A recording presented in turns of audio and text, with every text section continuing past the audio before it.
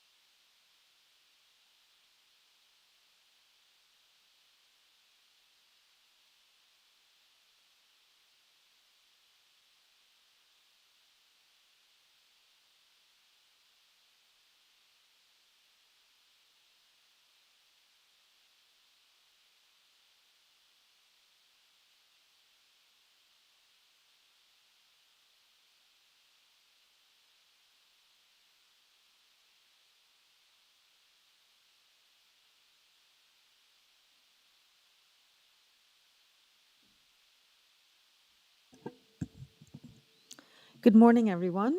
Today is June 1st, 2023. Welcome to the City of Toronto Scarborough District Committee of Adjustment hearing. Due to COVID-19, Committee of Adjustment public hearings are being conducted virtually by electronic means through WebEx Webinar, which is an online digital platform, and it is streamed onto the Toronto City Planning YouTube channel.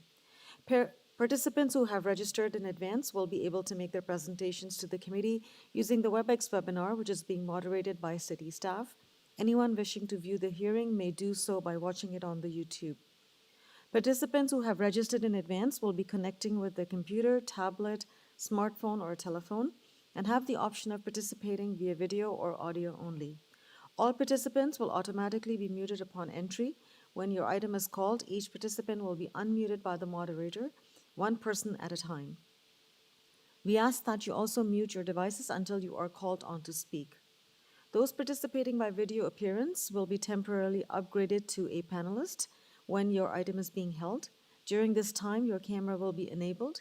You will only be visible during your 5-minute allotted speaking time. At all other times, your video will be disabled and you will be reinstated as an attendee. Committee of Adjustment staff will share presentations submitted in accordance with the written submission deadline.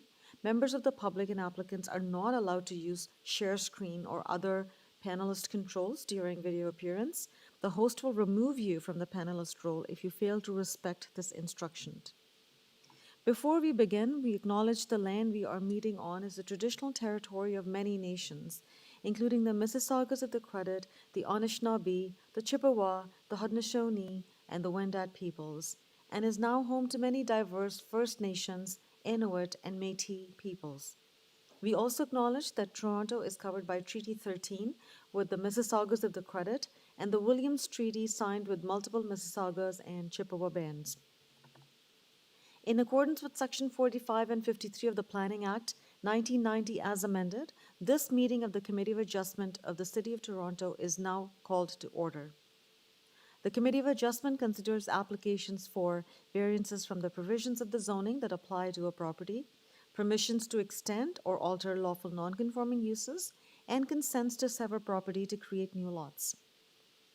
Anyone in attendance today who wants to receive a copy of the decision of the committee on any application must submit a written request for a decision by email. Please ensure that you include your name, address, and an email address because the Committee of Adjustment and the Toronto Local Appeal Body, or the TLAB, will be sending notifications and appeal updates by email. If you do not agree with the decision of the committee, you may be able to appeal the decision to the Toronto Local Appeal Body, or the TLAB, and in some limited circumstances to the Ontario Line Tribunal, or the OLT. However, the provincial government recently amended the Planning Act and generally removed rights of third parties to appeal Committee of Adjustment decisions. As of November 28, 2022, only the applicant, the Minister of Municipal Affairs and Housing, specified persons and public bodies, as those terms that are defined in the Planning Act, are permitted to appeal decisions of the Committee of Adjustment. Appeal instructions are set out at the bottom of the decision of the committee. In terms of the hearing procedure, I will call each item in the order as it's listed on the agenda. Where an application is uncontested, the agent or the applicant may proceed with their presentation if desired. When the committee does not require a presentation, applicants are to advise the chair should they wish to speak to the committee. The committee may ask questions or take the matter into committee for a decision. Each speaker, including the applicant or the agent, will be given a maximum of 5 minutes to address the committee. I will comment when you are reaching the 5 minutes. When addressing the committee, please clearly state your name and address. Please remember to confine your remarks to the matters that have been outlined in the application. The applicant or the agent will proceed first and will make a presentation to the committee on the application.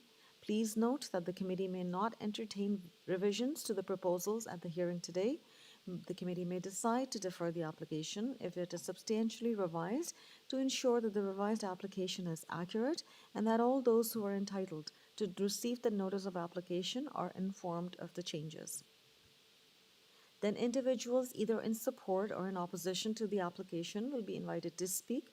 Committee members may ask questions of each speaker after they have finished their presentation. When all speakers are finished, the applicant or the agent has an opportunity to rebut only those issues that were raised by the speakers. This will mark the end of the discussion.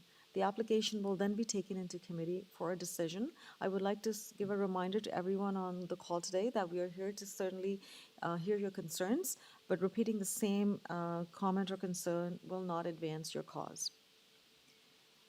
Before we begin, may I please have confirmation of the minutes from the last hearing, and I require a motion to adopt the minutes. So committee members, have you received the minutes? Member Said, please go ahead. Thank you, Madam Chair. I put forward motion for approval of minutes of our last meeting dated May 4. Thank you. And may I have a seconder, please? Member Gary, please go ahead. Yes, I second that motion to adopt the minutes of the last meeting. Thank you. And all in favor of this motion?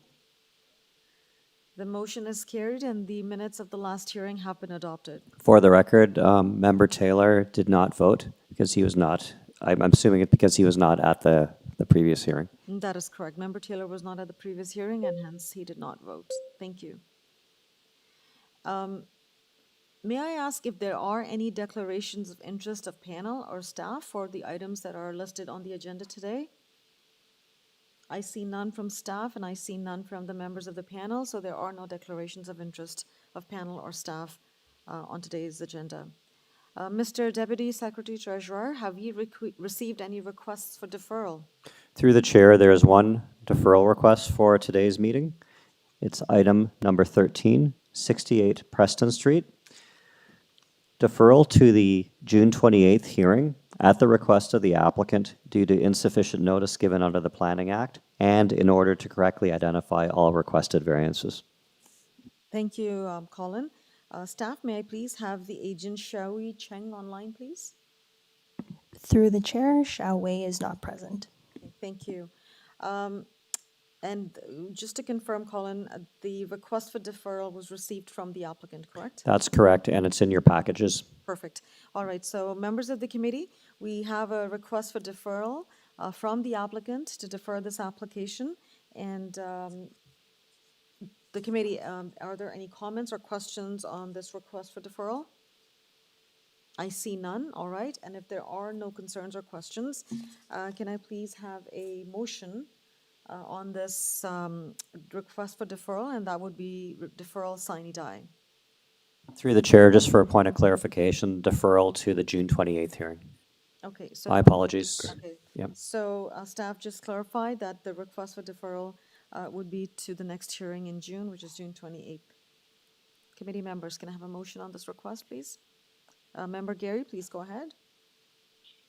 Yes, Madam Chair, then I would move deferral of this minor variance application to the next Committee of Adjustment meeting on, I think it's June 28th.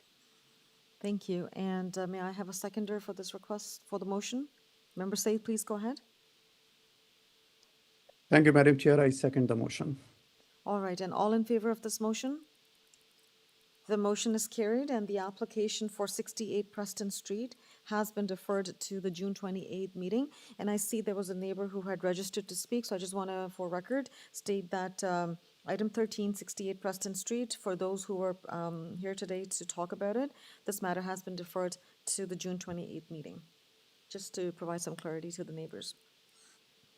Mr. Deputy Secretary Treasurer, are there any further requests for deferral? Through the chair, there are none. Thank you. All right, I will now proceed with with vetting the agenda, and I will start with the first item. So item number 1, 2 AMBERJACK Boulevard. And I do not see any registered speaker on this application. Can I please have the agent Patrick McAuliffe on this application, please? Okay, hello, Patrick. McAuliffe is here. Thank you, Patrick. Good morning. Hello. Good morning. So, Patrick, we have your application for the minor variance before us for 2 AMBERJACK Boulevard.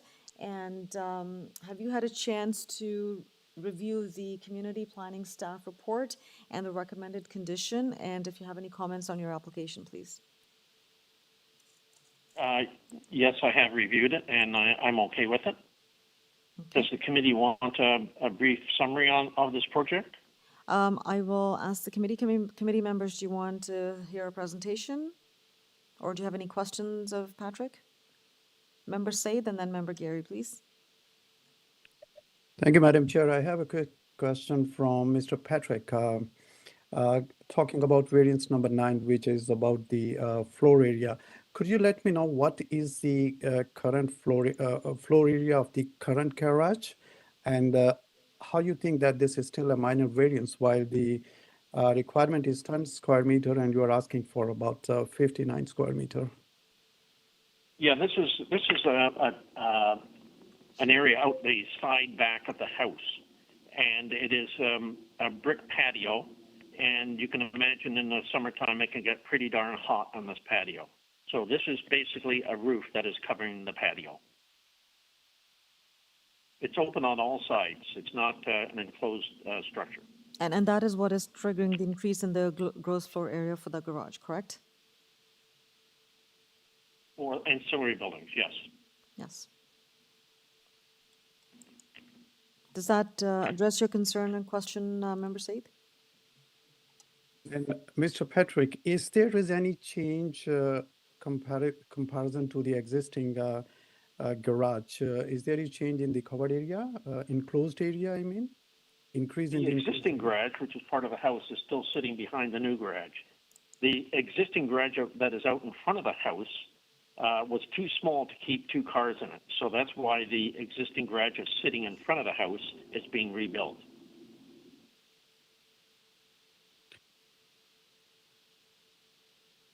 Okay. Member Said, we've lost you. Sorry, Madam Chair. Yeah. Patrick, I don't agree that the current garage cannot accommodate 2 cars. I don't know. I'm looking at the street view. It's a big garage, 2-car garage, and even the driveway is very quite large. I mean, if you look at the street view, that's what it speaks about. The existing garage is incredibly tight for 2 people to park 2 cars in it. They do this all the time, and that is exactly the reason why we need to widen this garage to make it usable for 2 cars. All right. Thank you, staff. Yeah, this is the street view, and what I was talking about. It's a 2-car You can garage. see that there's 2 walls with a garage door between. Okay, and to try to get 2 cars into that is incredibly difficult. Yeah. It's a wide And it's very driveway. shallow too. The driveway is wide, but the garage is what we can see. But Okay. the whole purpose of this is because they just can't, it's a real struggle to get 2 cars into that garage. Okay. And there's no widening of the driveway, correct, Patrick? No, Okay. nothing's changing out the front other than Okay. the garage. So there's no change to the existing asphalt driveway. The existing garage is No. being rebuilt to a larger garage. Okay. I would Correct. like to move on to, because I'm cognizant of the time here. We're vetting the agenda. If committee needs follow-up or more discussion, then we can hold down this item. But I did see Member McKay had a question. Member McKay, please go ahead. Yes, Patrick, variance number 4 deals with building length, and the proposed building length is 28.372 meters. Can you give us an explanation of that part of your application, why that building length needs to be that amount? Thank you. The old Scarborough bylaws required that you have a minimum front yard minimum front yard setback and a rear yard setback, and it didn't matter what the length of the house was. So that's why this house is so long. It was built back in those days when they didn't care about the length of the house. They only cared about the rear yard setback and the front yard setback. That's why the house is so long. Okay, thank you. Right. Does that satisfy the questions? Member Yes, Singh? yes, it does. Okay, so at this point, my question is, again, I'm reminding committee we are vetting the agenda. Are we satisfied to move forward with the vote on this, or do you want to hold down this item? I don't see. I'm content to take it to a vote, Madam Okay. Chair. All right, okay. So let's move forward with voting on this item. So Thank you, Patrick, for the explanations and confirming that you have no concerns with the recommended condition from community planning should committee includes it as a condition. So over to the committee now. I take the matter into committee. Committee members, can I have a motion on this application, please? There are no urban forestry condition. There's only one one condition from community planning. Yes, Member Said, please go ahead. Thank you, Madam Chair. I think the explanation given by Mr. Patrick, I'm okay with that. So, Madam Chair, I put forward motion for approval of item number 1, subject to community planning staff report recommendations. Thank you. And may I have a seconder, please? Member McKay, please go ahead. Yes, Madam Chair, I second that motion to approve with that condition. Thank you. And all in favor of this motion? The motion is carried unanimously and the application has been approved subject to condition. Thank you, Patrick. Thank you. Okay, we now move to item number 2. Item number 2 is for 25 BOEM Avenue, but I do note that there is a speaker who has registered to speak on this item. So item 2 for 25 BOEM Avenue is being held for further discussion. Item number 3, 2328 to 2350 Kingston Road. I note that there is a speaker registered to speak on this application, and there are certain concerns from urban forestry as well that we need to discuss. So I will hold down this item and come back to it in the main body. So item 3 for 2328 to 2350 Kingston Road is being held for further discussion. Moving to item number 4. Item number 4 is 9 Mystic Avenue. For 9 Mystic Avenue, I do not see any registered speaker on this application. So I would like to invite the agent, Leo Mastandria. Leo, are you with us? Yes, good morning, everyone. My name is Leo. I'm the agent for the owners at 9 Mystic. Okay, thank you, Leo. Leo, do you have, would you like to make a presentation or do you have any comments at this time? If you'd like me to make a presentation, we've spoke to the neighbors. No one has any concerns. Planning has no concerns. I think our variances are minor in nature, and I provided many examples in the area as well as photos. Okay, yes, we do see that you have submitted your your presentation, which is on the agenda, and committee has reviewed that as well. Leo, have you looked at the conditions, recommended conditions from urban forestry as well as Metrolinx, and do you have any questions or concerns with those conditions? No. Okay. Well, No, I did look at them, but I don't have any questions. Okay. Thank you for clarifying. I wasn't sure if it was a no that you've not seen or no to concerns. Okay. I don't understand the Metrolinx one. Like, I don't understand why that has to be a condition. But if it has to be, it has to be. It is what it is. Yeah, I can't speak to why, but what I can speak to is that is a condition that's before us for It's consideration. Okay, all right. I guess if you have questions, concerns, you can, or questions or clarification, you can go and speak with Metrolinx after as well. So I come to the committee now. I come to the committee now. Committee members, any questions, any comments? I see none. All right. If there are no questions, comments, are we ready with a vote, with a motion on this? Member Seat, please go ahead. Thank you, Madam Chair, and thank you, Leo, for flexible towards the 2 conditions there. Madam Chair, I believe the variances before committee are minor in nature. Exterior walls, height, building length, and roof eaves. These are minor in nature. So, Madam Chair, I put forward motion for approval of item number 4, subject to the condition of Metrolinx and urban forestry condition number 1. Thank you. And may I have a seconder, please? Member Macaulay, please go ahead. I second that motion. Thank you, Member Macaulay. And all in favor of this motion? The motion is carried unanimously, and the application for 9 Mystic Avenue has been approved subject to conditions. Thank you. Thank you. We now move to item number 5. Item number 5 is for 21 Old Kingston Road, and I do not see any registered speaker on this application. This was a previously deferred application from the April 4th hearing to correctly identify the requested variances. Can I please have the agent, Nitin Malhotra, please?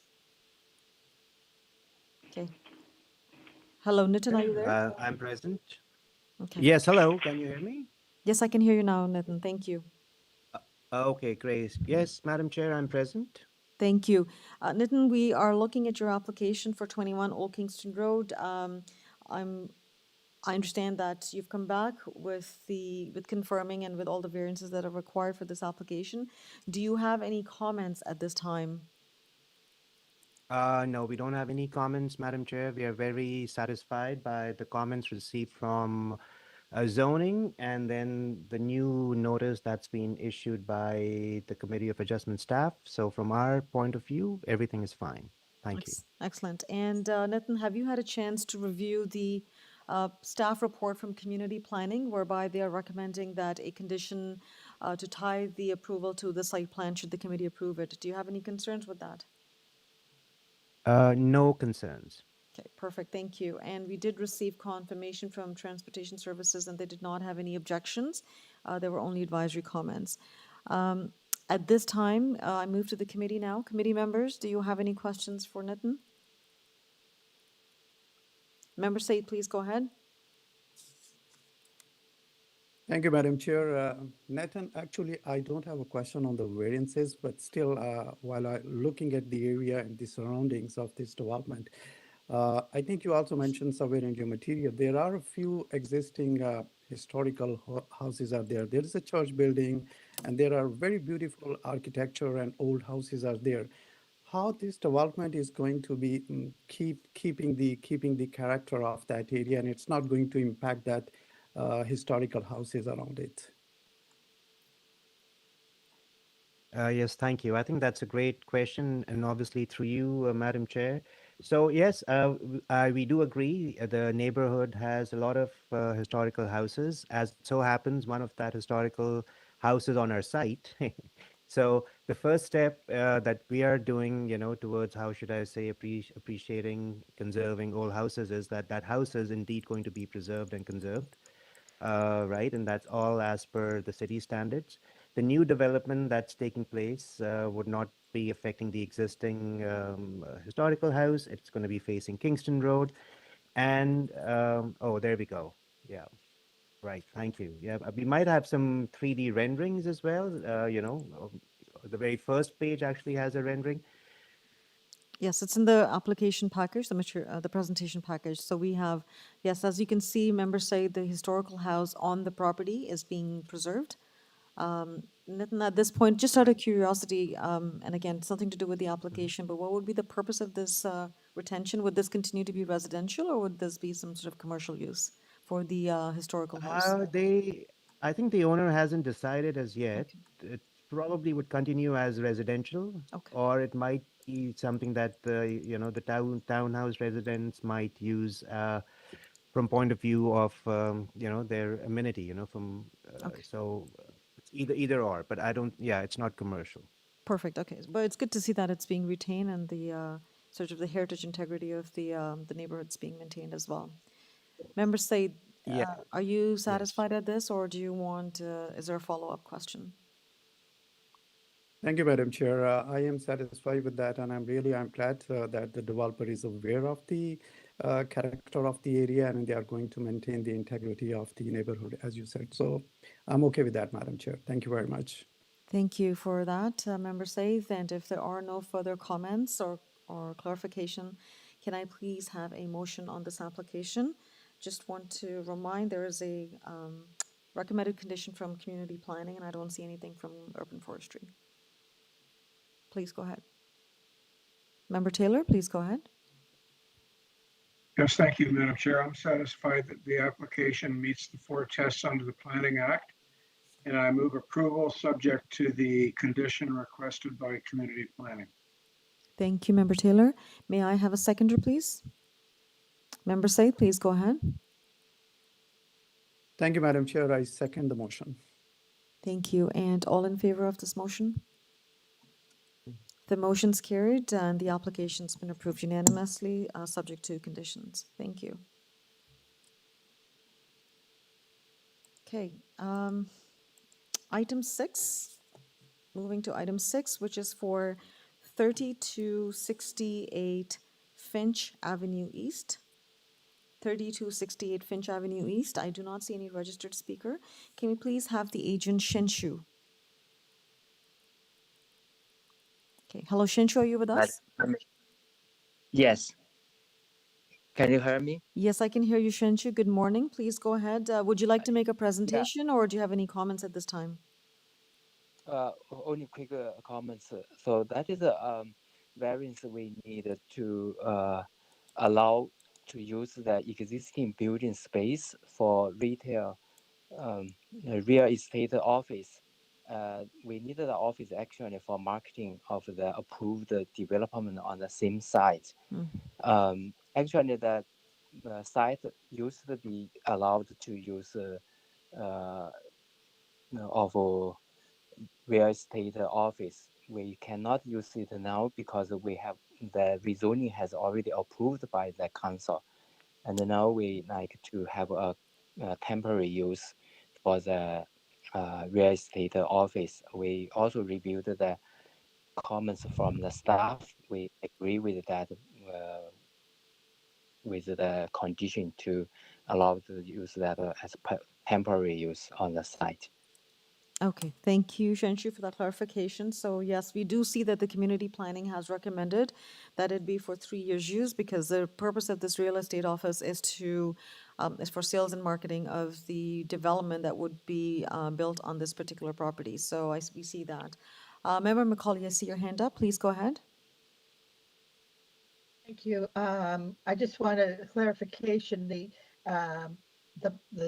existing plaza, if part of it is going to retain retail and the other part is going to be a sales office, and that will be demolished when you build the new apartment building. Is that correct? Yes, the whole building will be removed. Okay. Like And everything. you're agreeable to the 3-year time period for the sales office? Yes. Okay, good. With that, Madam Chair, I'm satisfied. I'm prepared to recommend approval, subject to the temporary 3-year time period. I note that that's a standard clause in a number of sales offices where we don't want that to be a permanent use, but allow a sales office for a proposed redevelopment of the property. Okay, so Member McCauley, just want to clarify, was that a motion or were you just suggesting that you're prepared to move forward? I'm prepared to move forward. Okay. I can put forth a motion for approval, subject to a 3-year time period. And then there's another one from community planning that it'd be tied to the site. Oh, tied to the site plan, sorry. So essentially, the motion is to approve the application subject to the conditions as recommended by community planning staff report dated May 25th. May I have a seconder, please? Member Said, please go ahead. Thank you, Madam Chair. I second the motion for approval subject to community planning staff report recommendations. Thank you. And all in favor of this motion? The motion's carried and unanimously, and the application has been approved subject to conditions. Thank you.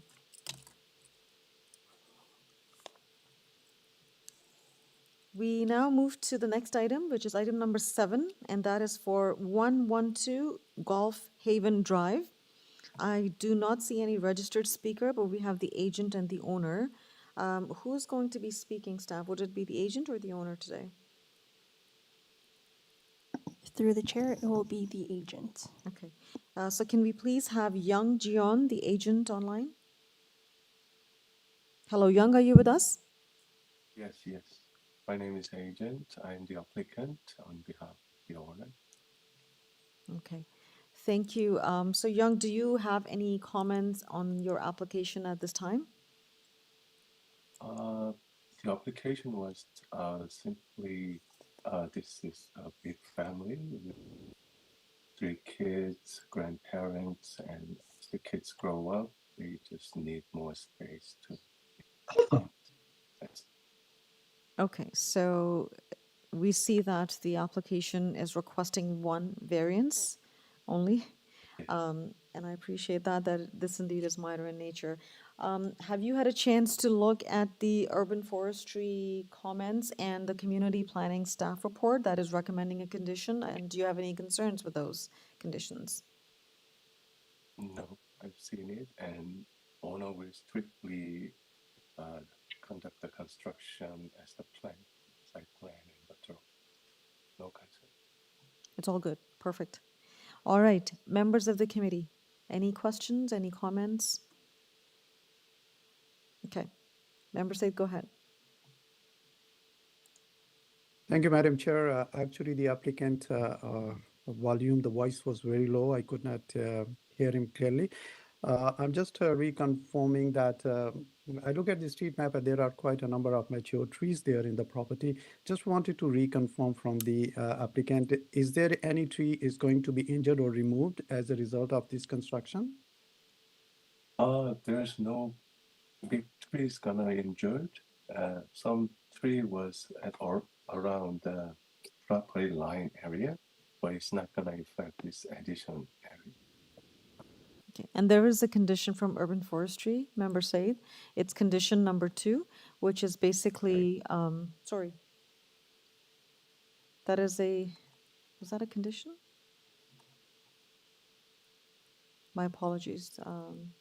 I have the incorrect one. It's condition number 2, right? Okay. So Urban Forestry has looked at it as well. Okay. all right. Condition is to stick to the original plan. Ah, I see. Perfect. Thank you for confirming that. All right, members of the committee, if you are ready for a motion, please go ahead. Member Said, please go ahead. Thank you, Madam Chair. I believe it's a pretty straightforward application. Only one variance before the committee about the rear yard setback.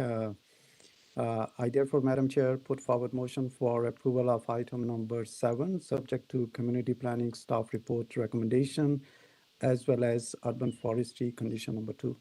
Thank you. And may I have a seconder, please? Member McKay, please go ahead. Yes, Madam Chair, I second that motion to approve with that condition. Thank you. And all in favor of this motion? The motion's carried unanimously and the application has been approved for 112 GOLFHAVEN Drive, subject to conditions. Thank you. Okay, we now move to item number 8. And item number 8 is 601 to 607 Milner Avenue. And I do not see any registered neighbor to speak on this. Through the chair, this is for item 8. That is correct. I believe there is a speaker. Is he in is he not? Yes, the speaker is in opposition. Okay, sorry, my apologies. I was confusing with something else. All right, so we do have a speaker who wishes to speak and has concerns with this application, so we will hold down this item and come back to it. So item number 8 is being held for further discussion. Item number 9. Item number 9 is for AVALON Boulevard, and I do confirm there are no registered speakers. So can we please have the owner, Matthew Penanin, please? Okay, Matthew, you're with us?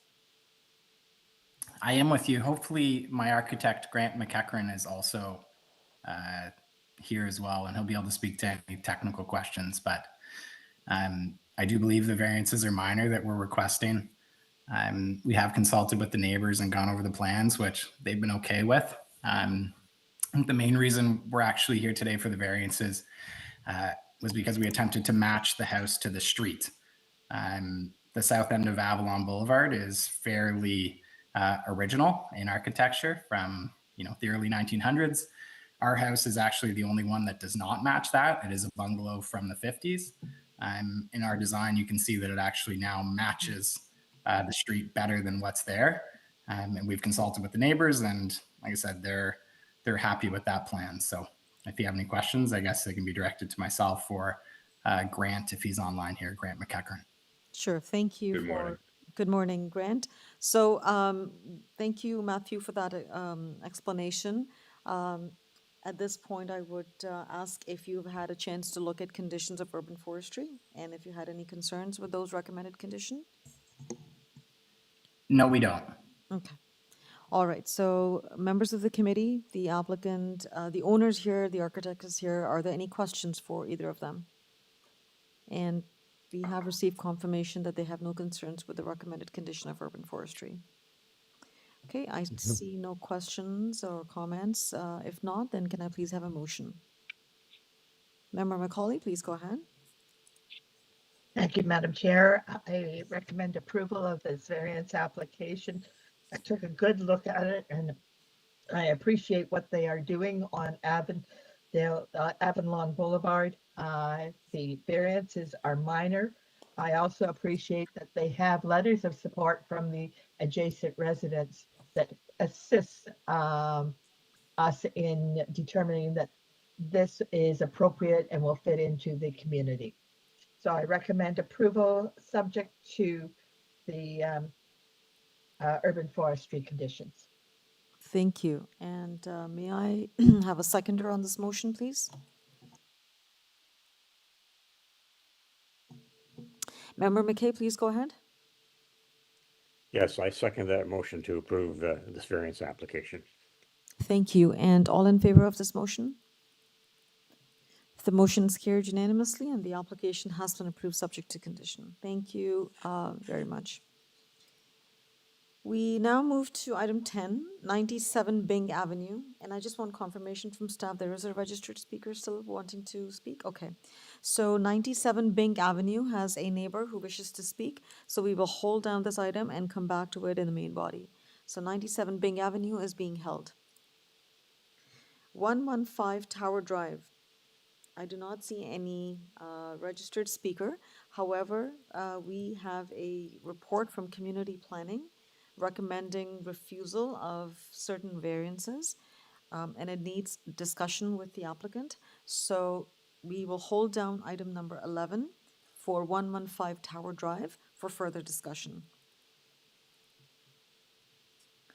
Item number 12 is 20 Cedarview Drive. And I do not see any registered speaker here. So can we please have the owner, Stephen Malfatti and Alyssa Malfatti, please? All right. Hello, Stephen and Alyssa, are you there? My wife is sick today, but I'm here and I can answer any questions. Thank you for hearing me today. This is a minor variance, pretty much. It's a unique property, and it's about the way it's calculated. As you can see, the city doesn't have issues with it. The planning doesn't have issues with it. I have permission from the TRCA, the conservation, and also urban forestry. Grant me permission to remove one tree and plant others. We already planted 39 trees on this property, so we're not here to cut trees. But this one tree, we do have permission from them once we're granted the permit. Okay, thank you very much for that. And have you had a chance to receive or see comments from urban forestry? Yes, like I said, we have already permission from urban forestry to remove that tree once the permit is granted. Understood. Okay, all right. So there are no concerns with that as you've been working with urban forestry. At this point, I would ask the committee members if they have any questions or concerns with this application. I see none. All right. If there are no further questions or comments, can I please have a motion on this application? Member Macaulay, please go ahead. Thank you, Madam Chair. This is a rather unusual lot, what I call a keyhole lot with a long driveway and a big area in the back. I recommend approval of this as a variance. It's the variance really reflect the lot itself and the configuration of the lot. And because the house is existing, the variances too are very minor to the changes to the house. The TRCA has commented that they have already issued a permit for this. and that the permit issued complies with the variance that we have before us and the drawings that we have before us. So I recommend approval of this.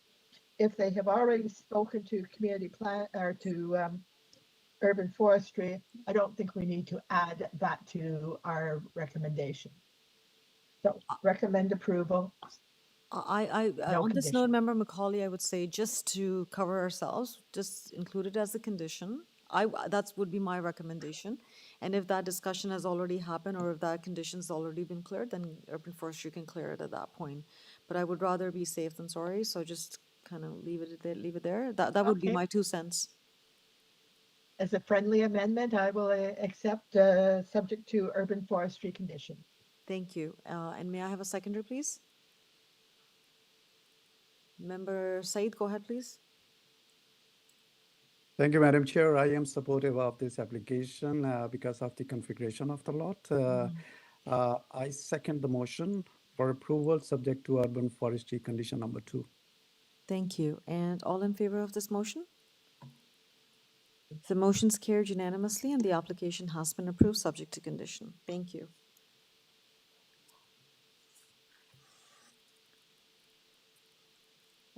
Item 13 was deferred, so we move to item 14. Item 14 is 7 Avalon Boulevard. And I do not see any registered speakers, so can we please have the agent, Werner Kram. Hello, Werner, are you with us?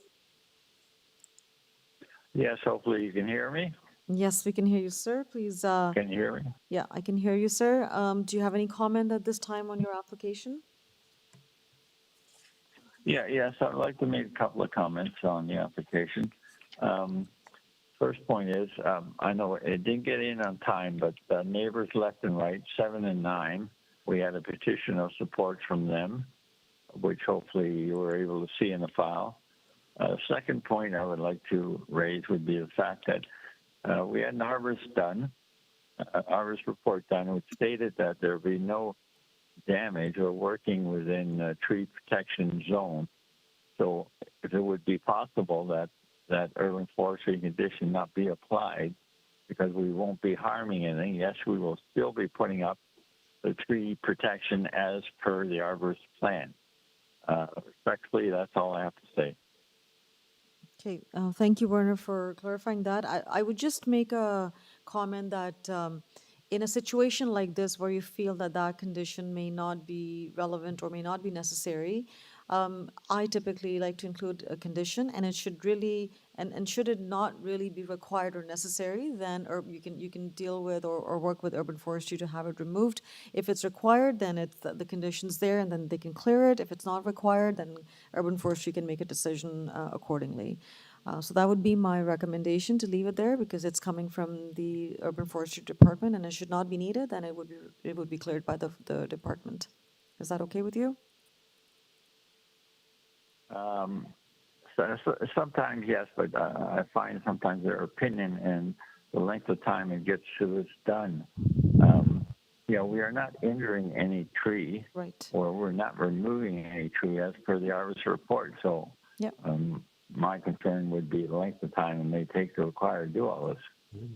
Okay, and as you say, if you are not removing or injuring a tree, then a permit will not be required to do that, right? So, and then at that point, it becomes a moot point. But leaving it a condition just covers the urban forestry staff and their recommended or their concerns with it.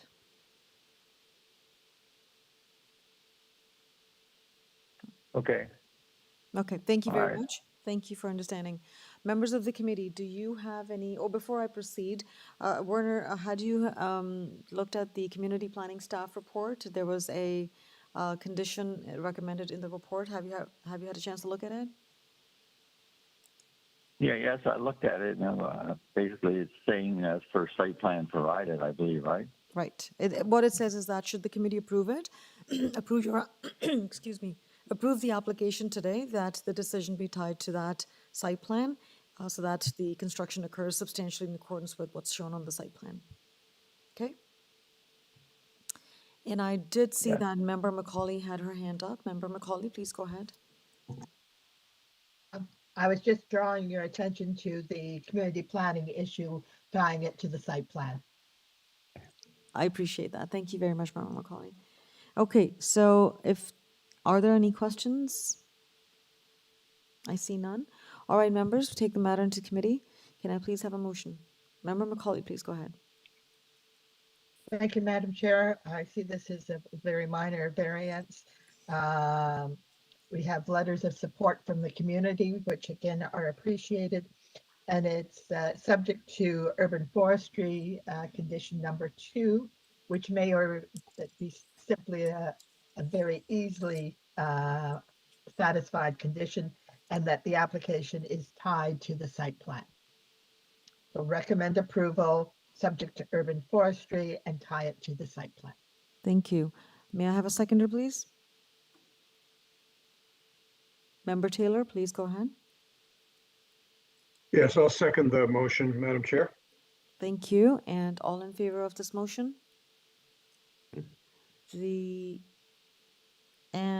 Okay, so all in favor of this motion, the motion is carried unanimously and the application has been approved subject to conditions. Thank you. Good.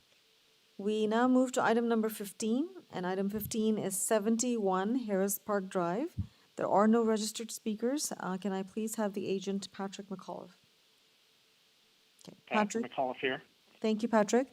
Patrick, we are looking at your application for 71 Harris Park Drive. There's a recommended condition from Urban Forestry. Do you have any questions or concerns with that condition? No, I agree with it. Okay, and do you have any comment at this time? No, not really. Okay.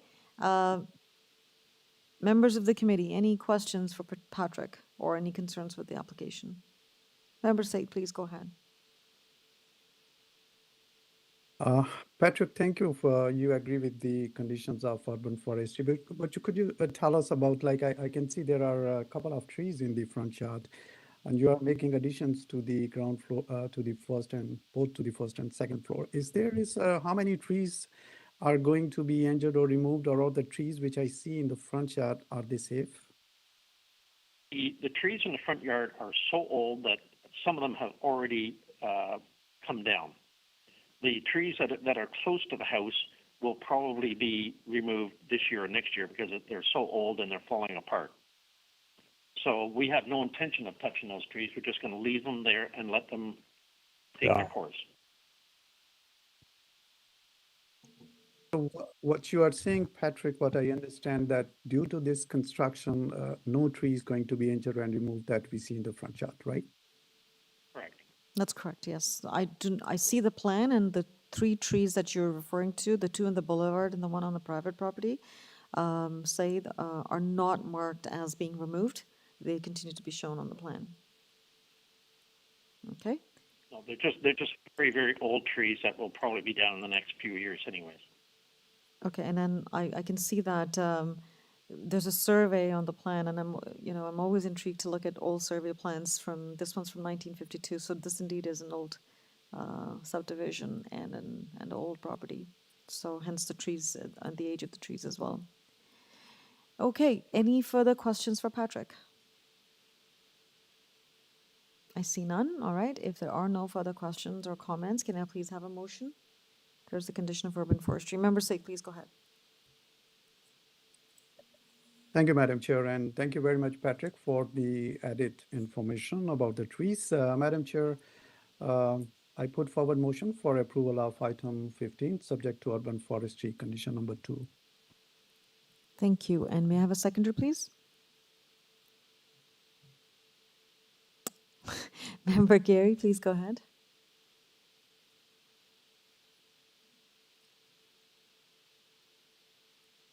Gary, we didn't hear you. I'm sorry.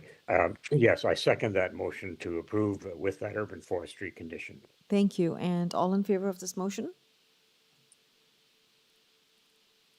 And all opposed? Okay, Member Macaulay opposes the motion. However, the motion gets carried and the application has been approved subject to condition. Thank you. We now move to the next item, item 16. And item 16 is for 399 and 401 Markham Road. There's a long list, but I don't believe there are any neighbors or persons in objection. They're pretty much representing the project itself. Okay. So can we please have the agent, Alicia Monteith, please? Hello, Alicia, are you with us? Hi, yes, I am. Thank you. Am I pronouncing your name correctly? Is it Alicia or Alicia? Alicia. Alicia, thank you very much for clarifying that. Thank you. Okay, so Alicia, we have your application for 399 and 401 Markham Road. Any comments at this time? Yes, so the application is to allow to facilitate the creation of 20 new dwelling units in an existing footprint of an existing apartment building. The minor variances are required to facilitate for density, adjustments in the parking count, and the provision of amenity space. And I just want to note that the building was constructed without amenity space. And although we are asking for a variance, we are actually providing amenity space more than exists at this date. We feel like the minor variances meet the 4 tests and are appropriate for the development of the site. We are working with staff and have reviewed the staff report and appreciate staff's comments. We are in acceptance of the 2 conditions and have no concerns. I do have the owner, the owner's representative, and the architect on the line available for comments should the committee members have any questions, but that is everything for now. Thank you, Alicia. And I do know that you mentioned that you have no concerns with the recommended condition. Just want to confirm, you've also looked at the condition from Metrolinx? That is correct, yes. Okay, so that's inclusive of that. Okay, perfect. Thank you for that. Yes, if there are questions from the committee, we'll certainly speak with the owner and the architect. Members of the committee, I come to you now. Any questions for Alicia? Member Said, go ahead, please. Thank you, Madam Chair. Alicia, one of my concerns was about the amenity space for the residents, and especially when you are increasing the number of units both in basement and ground floor. But you have said in your brief presentation that you are providing actually amenity space which is even more than the existing one. Could you elaborate on that? Yes, so the apartment building, when it was constructed at that time, had no designated design purposeful amenity space as part of it. So as part of our proposed plans, we will be incorporated specifically designed and appropriate amenity space that meets today's standards. Although we are not able to provide within the existing footprint and given the units that we are allocating amenity space, that the amount of amenity space that meets the zoning requirements, we are providing more than what would be considered 0 square meters of amenity space right now. So members say, just to clarify, there was no amenity space when it was initially built. Through this redevelopment project, new amenity space is being introduced. However, it does not meet the zoning requirement, but this new project will include a new amenity space. And that's what the variance is for, which is variance number 1. Okay. Any follow-up? Are you satisfied? Thank you, Madam Chair. Actually, I would have preferred if there was some further elaboration. Yes, there could be increase from 0 to some extent, but to what extent? But anyway, I'm satisfied with that. I understand that this is an old building. Alicia, my second question, if you can quickly answer to that, you must have seen the transportation services recommendations. I was just wondering that those recommendations are very good recommendations. You might have agreed to that. But I would like to know how you are going to meet that recommendation, especially when the transportation section is asking for increase in the accessible parking. You are proposing 2, transportation section is asking for 9, so difference of 7. Similarly, there is a difference of 5 parking spot, visitor parking spot from 28 to 33. Difference is 12 parking spots. So if you agree to transportation services recommendation, what is your strategy to meet these requirements? That's a great question. And through you, Madam Chair, we will be moving through the site plan control process and working closely with transportation staff. Our internal transportation consultant and our architects have been working to find a resolution that meets the the requirements or the suggestions, the requests from the transportation department. We do have revised materials, but we didn't feel it was appropriate to bring forward revised materials as part of the committee of adjustment. So I can say that we are able to incorporate additional through the redesign of how some of the parking layout has worked. And I don't have the exact numbers because we're still in the design stage, but that we have been able to make progress in addressing those comments. And we look forward to working with transportation staff as part of the site plan control to make sure that we finally address those comments in that form.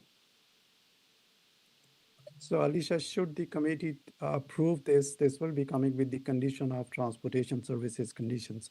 That means you are, at this point of time, you are okay with that condition, right?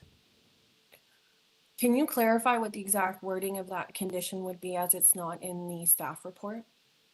That's in the transportation memo, Alicia, from Transportation Services, dated May 15th, and I don't know if you have a copy of it, but the way it reads is that Transportation Services, and staff is pulling it up on the screen just so that you can also follow. And it says, it's on the next page under conclusions. So if you, the first paragraph under conclusions, if you can make it a little bigger, staff. Based on the foregoing, Transportation Services has no objection to the above variance number 3. However, the applicant is required to allocate a minimum of 33 visitor parking spaces, as well as 9 accessible parking spaces on site within the overall total proposed parking supply. So we are accepting of those comments and will work to revise our drawing set accordingly and work with staff through the site plan process to ensure that we are addressing these comments as well as any other comments that may come up. Okay, so Alicia, the question from Member Said was that should this be a condition? Would you have any concern? Condition from today's on today's decision. If this were a condition, we do not have a concern, no. Okay. Member Said, does that help you? Okay. Thank you, Madam Chair. That helps me. Thank you. Okay, all right. Any further questions from any other member? I see none. All right. Well, thank you, Alicia, for the explanations and the answers. I now move to the committee. Committee members, are we ready with the motion? Member Macaulay, go ahead. Thank you, Madam Chair. I'm prepared to recommend approval of this. I just want to have clarification. There were 4 conditions that the community planning was recommending. That is correct. I just want to make sure that the applicant is in agreement with those conditions, including the submission of a site plan approval application and the conditions of showing the appropriate amenity, appropriate parking spaces. The applicant did confirm in her presentation that she has no concerns with the conditions that have been recommended in community planning staff report. Okay. Based on that, I'm prepared to recommend approval of this variance application, subject to the conditions of community planning, which are to tie the building and plans together, and the submission of a site plan control application, which will be required for approval prior to building permit being issued, and a condition from Metrolinx regarding an environmental easement and warning clause on the property. Are you also considering including the recommended comment or condition from transportation planning? Yes. Okay, so that's not. There's 4 from community planning, 1 from transportation planning, and 1 from Metrolinx. Okay, so there's 2 conditions from community planning. There's like two under 1. Let's not worry about the numbers. We can just say conditions from community planning, recommended conditions from community planning, recommended condition from transportation planning, and the condition of Metrolinx. Is that satisfactory, Member Macaulay? Yes, I'm just double checking Yes, condition number one from community planning actually is two parts, but it's only one condition. Okay. So, So we have a motion I'm on, in agreement. okay. So motion on the floor to approve the application subject to conditions from community planning, Metrolinks, and transportation planning. Member Said, please go ahead. Are you seconding the motion? Thank you, Madam Chair. I second the motion, subject to transportation services, community planning at Metrolinks conditions. Okay. All right. All in favor Thank of you. this motion? Motion's carried unanimously and the application's been approved. Thank you.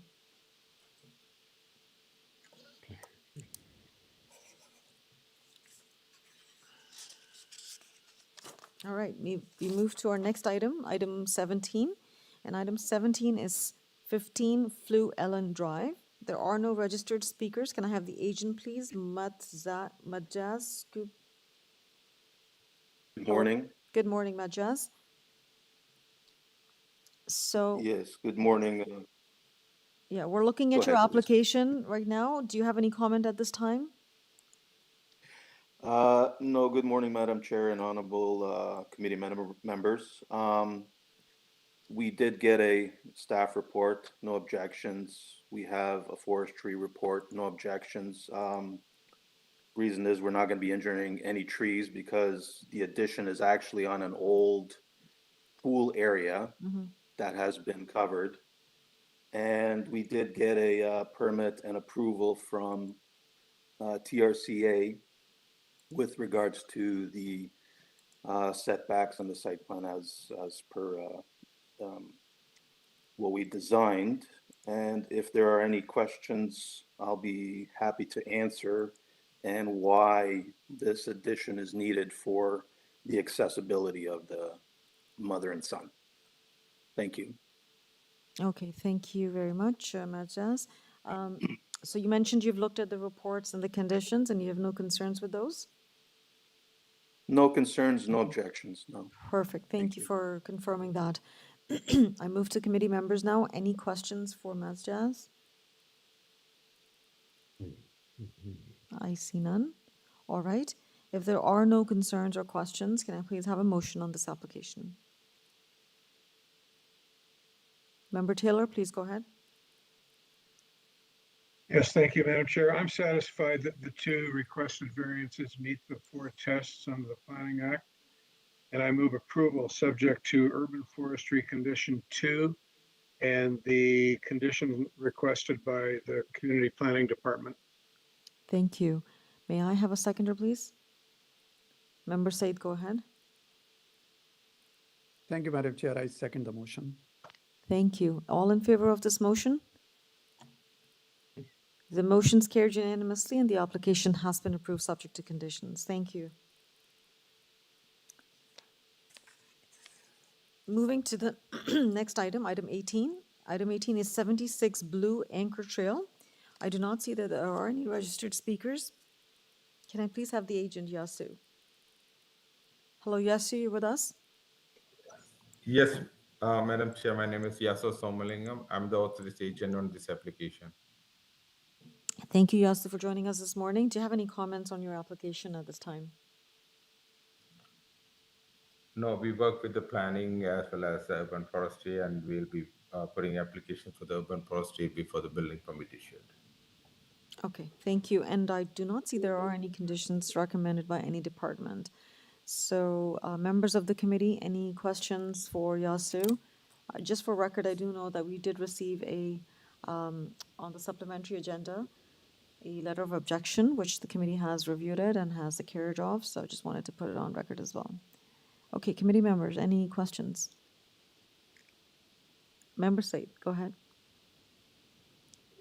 Thank you, Madam Chair. Yes, so I understand there is no condition of urban forestry over here, but still I am just reconfirming it. Please, just for further information. So no trees are being injured. I see on the street view there are one or two small trees there. Just reconfirming it from you that there is no such injury or removal of the trees there. Yes, we will be applying for, we already conducting the ABROS report on this, and we'll be submitting the urban forestry for the approval on that. Actually, we had to build proper hoarding around the trees so that there's no damage on the trees. So no trees being removed. There will be appropriate tree protection measures in place. That's what I heard. That's right. All right, Member Said? Thank you, Yasu. Yeah, that's a good information, Yasu, and thank you, Madam Chair. I am supportive of this application. Okay, we do have Member Macaulay with a question. Member Macaulay, please go ahead. I have a comment on this, especially with respect to the letter of objection. And I took a very close look at the existing building on Blue Anchor Trail and its two neighbors, and then the proposed building. The variance is for a much larger building area, but the configuration of the building means that it meets all the setbacks and is actually a more efficient use of the property. Therefore, I think this is appropriate, it's more efficient.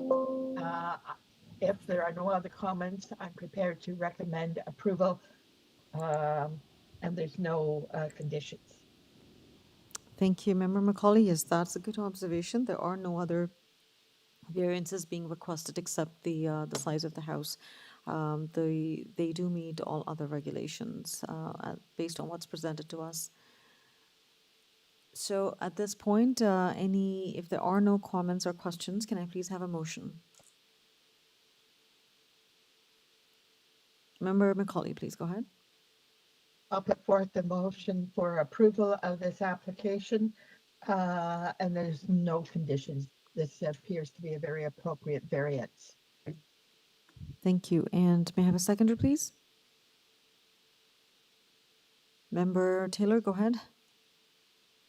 Yes, I'll second the motion, Madam Chair. All right. All in favor of this motion? The motion's carried unanimously and the application has been approved. Thank you. Okay, we now move to our last item on the agenda as we were vetting the agenda, and that is item 19. And there are no registered speakers, but we do have an agent and the owner. So this is for 571 Morrish Road. Can we please have the agent, Sri Chandra? Yeah. Good morning, Madam Chair. Good morning, committee. We are requesting for a small variance. The requested setback is 8.97 meters and the proposed setback is 6 meters. There's a 2.97 meters of change. It's an extension to the front yard, but nothing more. Okay, thank you, Sri Chandra, for confirming that. Yes, there is only one variance that is being requested. All right, members of the committee, are there any questions for Sri Chandra? I don't believe there are any conditions recommended by any department here. This is indeed a minor variance application. There's only one variance requested. Member Macaulay, go ahead. I believe community planning have requested that they build in accordance with the site plan. Oh, I didn't see There that. is that condition. It was in our supplementary report, I believe. For item 19? Yeah. I didn't see that, Madam Chair. I don't see that either. I have not received that. Yeah. Staff, can you confirm? I'm sorry, maybe I've written it down incorrectly here with a different agenda. That's item. okay. That's okay. We will get confirmation. Staff, I do not see any report for item number 19, correct? Through the chair, there is none. Okay, perfect. So we have received confirmation. There is no community planning staff report on item number 19.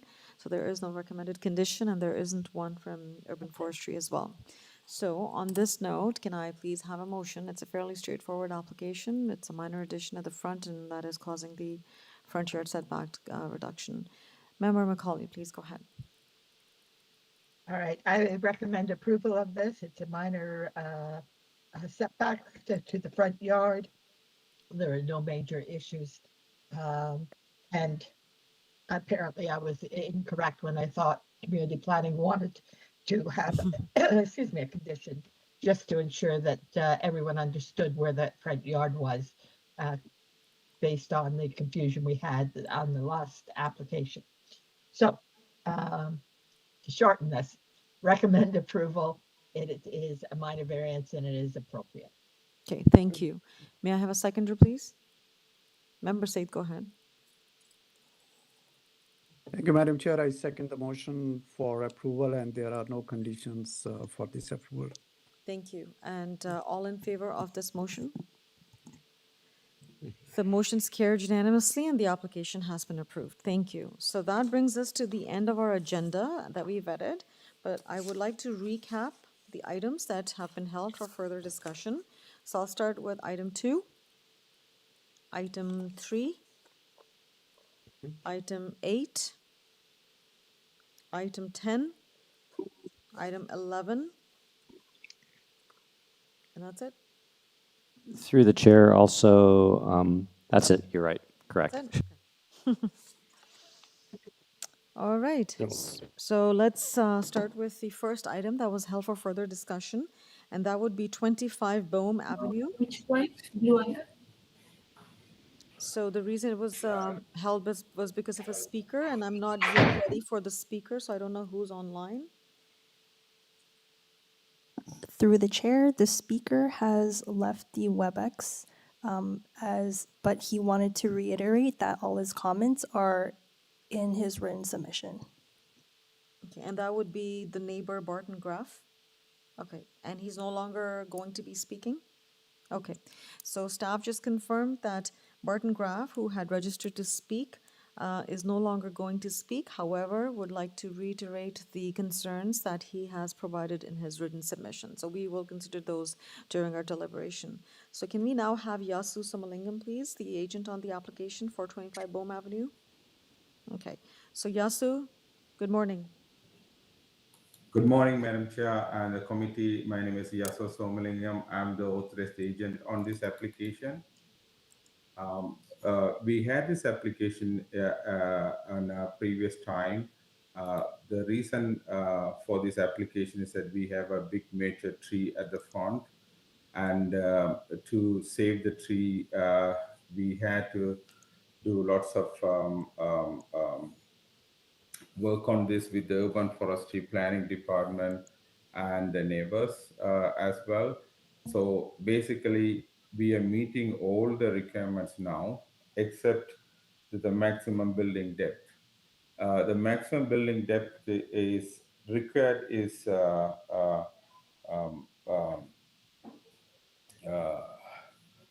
maximum depth required is 20.4, and the maximum depth allowed is 19 meters, and we are asking for 20.4. The reason being is that the whole house is being pushed back to the rear side, and this triggers that the setback, the maximum depth measured from the front yard's setback is now longer. But however, the building length, we still are under the building length requirement. The building length is allowed 17 meters and our building length is 15.88.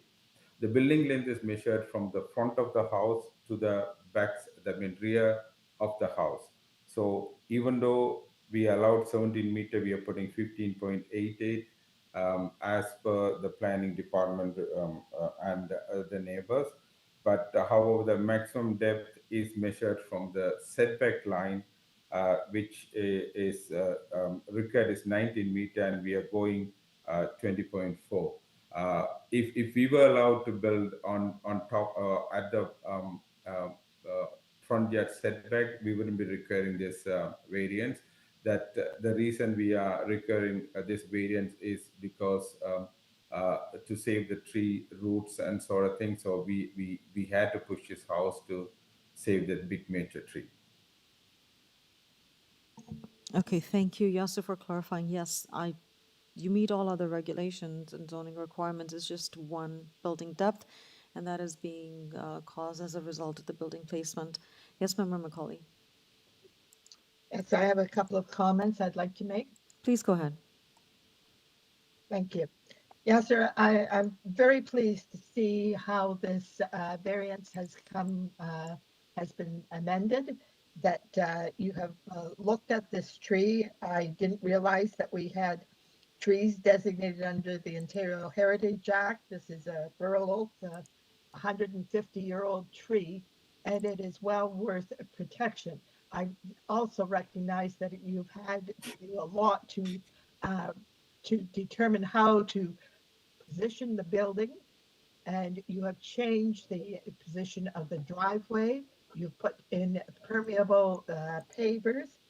All of those are benefits with the whole proposal to preserve this tree. The because of that, community planning has not requested it, but I think the committee should consider that the application have a condition that it be built in accordance with the site plan submitted with respect to the location of the driveway, the permeable pavers, and the location of the heritage burl oak tree. And so I'd like to add that condition to the approval. Okay, so just hold on to that thought right now, Member Macaulay, because we were just in the commenting discussion, but that's certainly a good suggestion. Any other question or comment from any other member? Member McKay, please go ahead.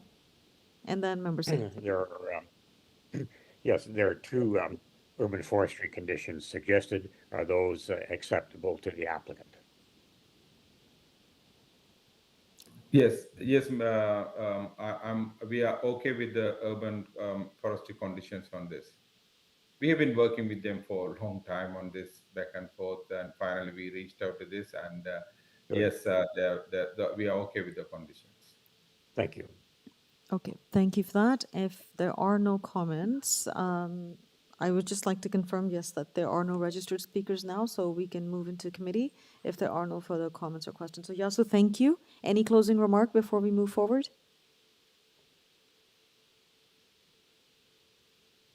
Oh, Member Said, I'm so sorry. Yes, please go ahead. Thank you, Madam Chair. No worries.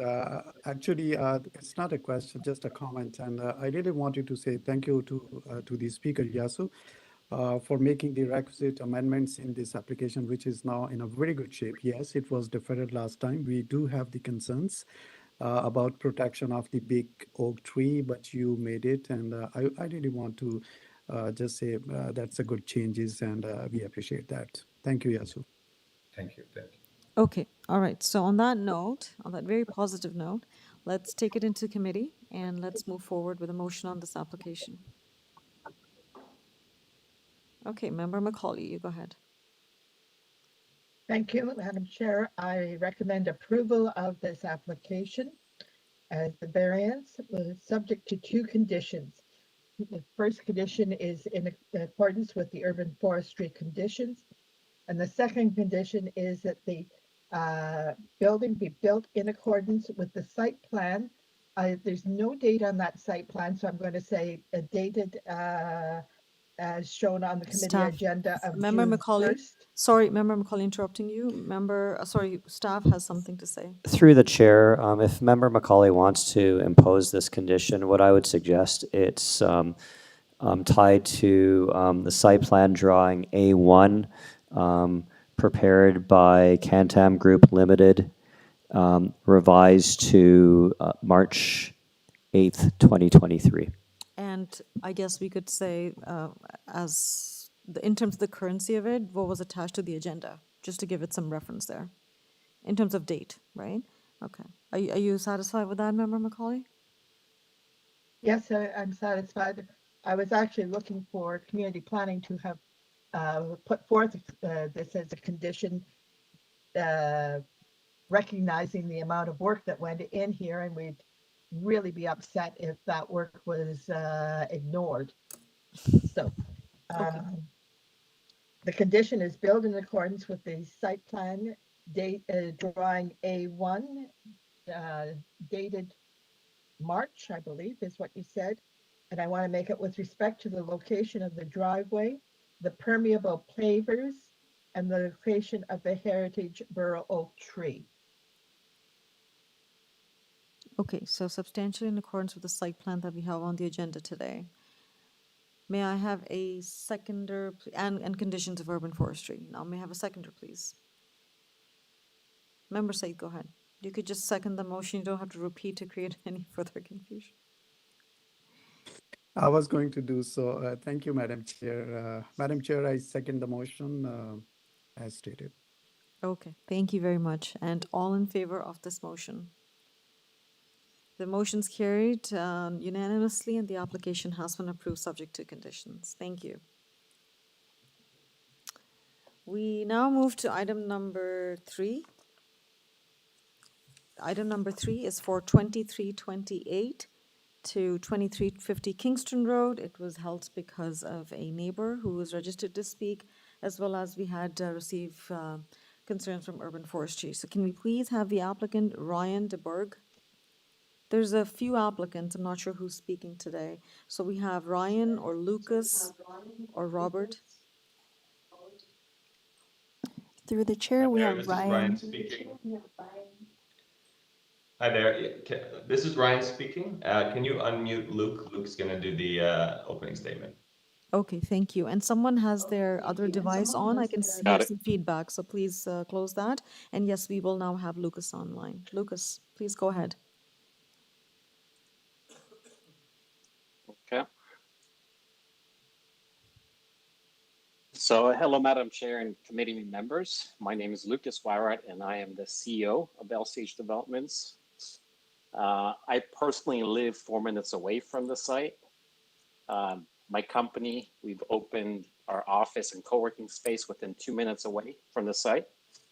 About this project, we had our PAC meeting with the city, March of 2021. The city staff liked the project because we are meeting the intent of the Cliffside Village Urban Design Guidelines. Cliffside Village Design Guidelines were created by the city staff in consultation with the neighborhood in 2009. So LCH and the city wanted to do it right, which is why we spent over 2 years working collaboration on this project. This is why we have decided to go the minor variance route instead of a rezoning, because we are meeting the intent of the Cliffside Village Design Guidelines. Some of these objectives included the widening of sidewalks, planting trees to provide a buffer between the pedestrians and the Kingston Road. We're adding a new mid-block laneway connection along with a restaurant and a patio space for the area. We have reached an agreement with the city and agreed to donate $454,000 for the construction of a new Scarborough Recreational Center. We've been in constant communication with the retail businesses on the site, and we are keeping them in the area, including Cliffside Pharmacy and the Scarborough Animal Hospital. We've been working with the residential tenants on the site and look forward to assisting their move out during construction and welcoming them back in the building when it is completed. And we are providing and paying for a mural for the Cliffside neighborhood as well on our building. So this is not the route most developers would have gone. In fact, the 3 other similarly sized projects in Cliffside Village chose to go the other route of rezoning, and which did not work within the framework of the Cliffside bylaw. Deferral or denial today will risk our team's ability to carry this project forward and could end up with a site in the hands of another developer. More than likely, that developer will go for rezoning, and the proposal will be much further away from the intentions of the Cliffside bylaw and the design guidelines. Even though the mid-rise buildings are desired in the city for avenues, they are very hard and tricky to design, finance, and construct. So we want to do the right thing. We want to do this right, but deferral and denial by the committee today will make it very difficult for us to do that. I think this project should be a testament to what the city and developers can do if they put in the hard work and collaborate together. So let's ensure that the past 2.5 years do not go to waste. Thank you. Thank you, Ryan. Yes, I will come to the committee. Just want to clarify. I see Member McCauley, your hands up. I'll come to you in a second. So we do have a revised notice for everyone on record. So we do have a revised notice in the supplementary agenda where 3 variances have been withdrawn. Ryan, I have a question, and then thank you for that explanation and the importance of this project. Have you had a chance to review the concerns from the urban forestry, and that the urban forestry is recommending refusal of certain variances? And what would you like to say to those concerns? So yes, I can comment on this. Actually, our planner, Rob, will comment on this. So if you can unmute him. Sure, we can unmute Rob Lavecchia. Hello, Rob. Good morning, Madam Chair, members of the committee, and the public. My name is Rob Lavecchia with KLM Planning Partners, who represent the applicant. With respect to urban forestry's concerns, we've been working with city staff to refine our landscape plans. We have a current plan that now will meet all of the soil volume requirements of the Toronto Green Standards. It's been a bit of a challenge on this site, given that the site is bounded on three sides by rights-of-way roads, which will require, or a laneway, which require some degree of hard landscaping in order to provide vehicular and/or pedestrian access. In addition, there is a zoning bylaw requirement for a walkway, a mid-block connection, which also, for practical reasons, needs to be surfaced with hard landscaping, again, which contextually, all those items together contextually impact our ability to provide, large areas of soft landscaping. However, we've tried to work with staff, and we do have a revised plan that will provide for the appropriate soil volumes. And the variances before you really save and except for the rear yard setback. Variants do not really alter the building footprint at grade.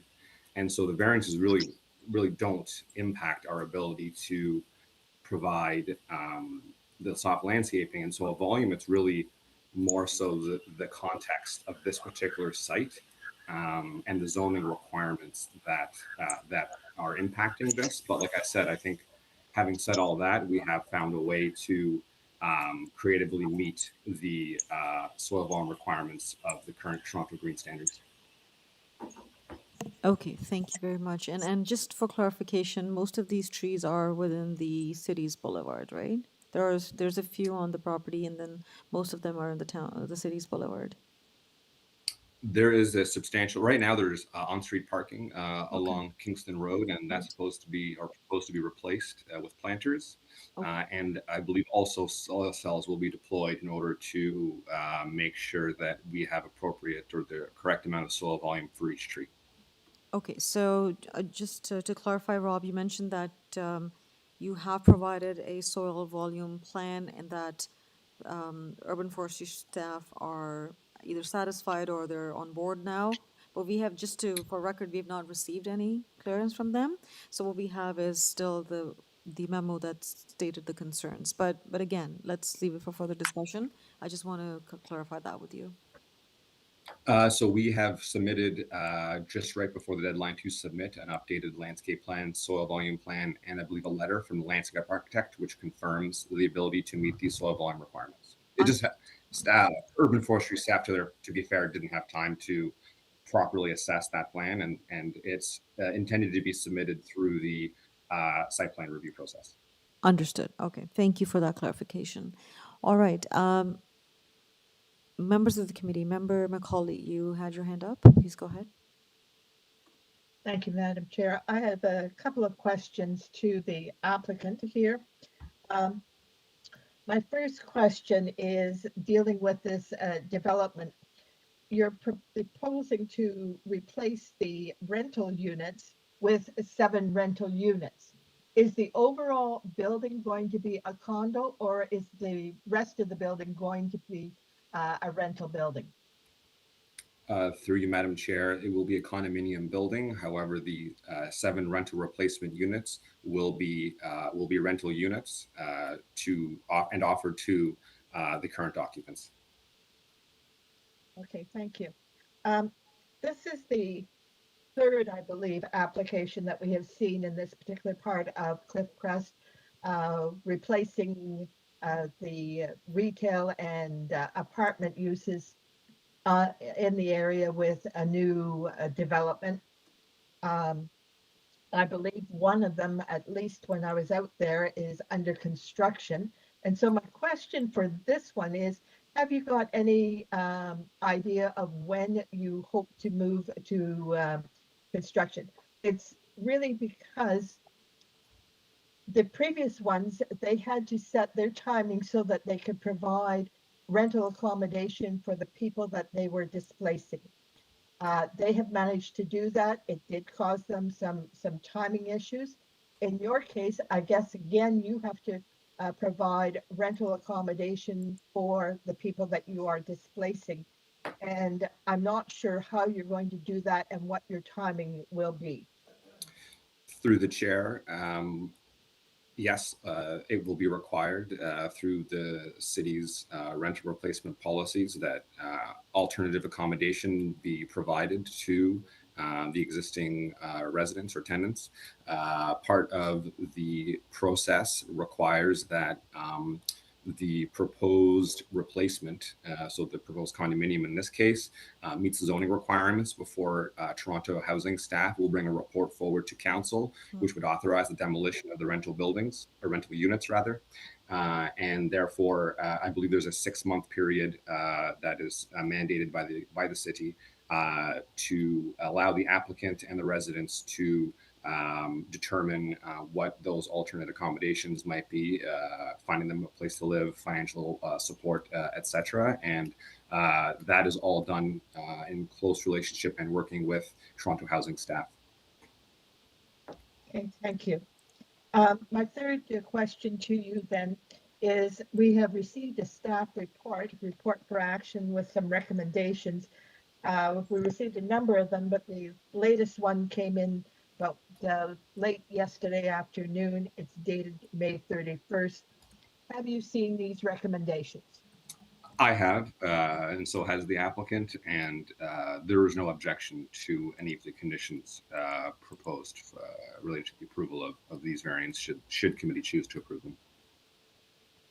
Okay, thank you, Madam Chair. Those are my questions. Thank you, Member Macaulay. Other committee members, any questions? Member Said, go ahead.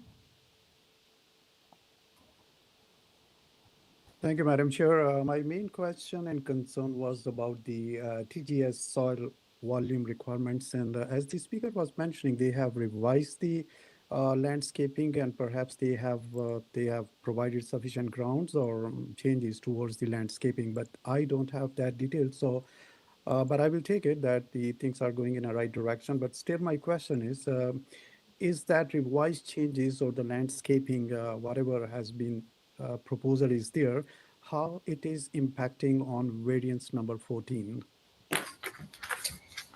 Through you, Madam Chair, just to confirm, variance 14 is the landscaping variance, I believe. Yes. So essentially, the soil volume can be provided at grade or in planters, and a combination of measures that we're proposing here. And part of that includes perhaps lowering the underground garage to provide more soil volume above the garage, also to provide soil cells underneath the public sidewalk, which will allow tree roots to expand below the sidewalk as well. And with these changes, the landscape architect on the project has confirmed that we can meet the current TGS soil volume requirements. I think it's important to recognize that this bylaw was approved in 2009, and the TGS standards are much newer and don't always have regard for some of the contextual nuances of some of these sites. Like I said, in this context here, we have 2 public rights of way, which require provision of hard landscaping and access for pedestrians. We have a laneway, which is proposed to be widened, which also requires some degree of vehicular access. And then again, staff requested a restaurant use at the corner, which is what you're seeing on the bottom right-hand corner right now, which again, for practical reasons, has to be landscaped with hard surfaces, and again, a walkway next to it, which also has to be landscaped with hard surfaces. So these contextual matters impact the ability to provide soft landscaping, which is why we need that variance. But we've found a way to provide the appropriate amount of soil volume and the appropriate number of trees and ensure, to the extent possible technically, that they will be good growing conditions for those trees. Thank you. Thank you very much for this elaboration. Coming towards the variance number 6, and that is the 45-degree angular plane. This building is like 100% to that. It exceeds the 45-degree, and then I connected with the shadow study attached by the applicant. Unfortunately, the study, shadow study, is providing a good pictorial impact, like at different timings on the day. But I need some further elaboration. So if any of the speaker, which have more in-depth details on that, could you please provide us how it is impacting the shadows over the neighboring, on the neighborhood? Of course, through the chair, I understand that the way the zoning examiner has described the variance, it would suggest that 100% of the building projects beyond the angular plane. I presume that's because it was hard to quantify and give a number to, and this variance would allow that projection, again, subject to it being in keeping with the drawing that's proposed. But it's really upper portions of the levels that are projecting beyond the angular plane. There are no interior floor areas that are projecting beyond this angular plane. And there are also terraces adjacent to these projections, which will help prevent overlook from the interior of the units onto the abutting areas. And I think it's also important to recognize that an 8-story building plus a mechanical penthouse is permitted here. Provided Section 37 funds are provided, which Luke has confirmed are being provided, and as community planning has requested as a condition of approval. And so what we're really asking for here is a 9th floor with residential uses that's approximately 900, I believe, square meters floor plate. And then the 10th floor is amenity area and mechanical penthouse. The mechanical penthouse is, as I said, exempt from the height requirements. Adding the amenity areas to that space will allow that space to be campused with the outdoor amenity that's proposed on the 9th floor rooftop, and will provide for a meaningful amenity for residents. I think you can see in these diagrams from the sun shadow study that they have shown with I believe a blue or a purple line, the impact that would result from a angular plane that is in keeping with the Cliffside Community Bylaw and the citywide Avenue Mid-Rise Buildings Guidelines. And the orange is the actual shadow that's cast by the building. And generally, as you can see, the increase or the extra shadow cast by what we're requesting is generally limited and minimal. And we don't think it's going to have that great of an impact. The shadows will move over time. And in the summer, when there was the most sun and the sun is highest in the sky, the impacts from shadowing will be limited. In the winter, obviously, they look a little bit worse, but I think the key thing to remember is that also not as many sunny days in the summer as well. And so shadow impacts over the winter months aren't as impactful as they would otherwise be in other months. Okay. Thank you, Rob, for that explanation. Does that address your concerns, Member Say? Then, and I just want to say that we still have a speaker, so if there are questions that may pop up, and we can always park them and come back to it when we deliberate. So if there are no pressing questions, I can move to the neighbor who is here to speak. Okay, let's move on. So thank you, Robin and Lucas and Ryan. Let's move on to our neighbor, Christopher Suto. Christopher is with us. Hello.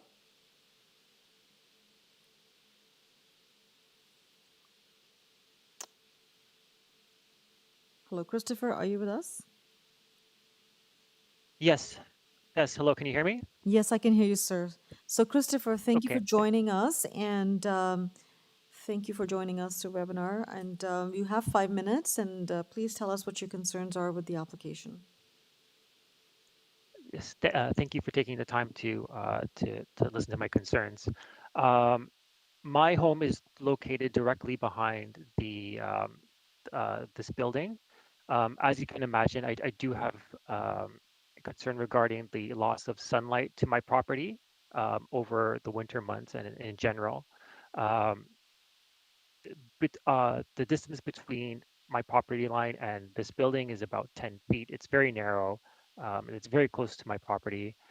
So we are facing significant loss of sunlight in the winter months, and particularly in the morning when it's that morning sunlight is most beneficial to our property, both to myself and my family, as well as the vegetation on my property, as well as my neighbors' properties.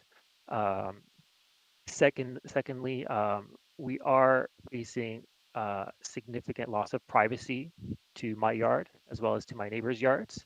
I have a young daughter at home, so that is understandably a concern. There'll be many new residents moving into the neighborhood. Several units will be facing directly into my backyard. And so, understandably, that is a significant concern to me and my family. Uh, Furthermore, in reviewing the requested amendments, the building does not have enough parking located inside. It will understandably drive many of the residents and visitors to park on our street and in the adjacent streets, which is a concern as well to my neighbors. We are very close to an old age home as well, which this would significantly impact as well. Uh, Finally, this property, based on several of these issues, will impact my property value. So, we purchased this home before this proposed building was introduced, and we've moved to this neighborhood due to its heritage, its beauty, its neighbors, and we would hate to see our investment lost because of the impact this building would have.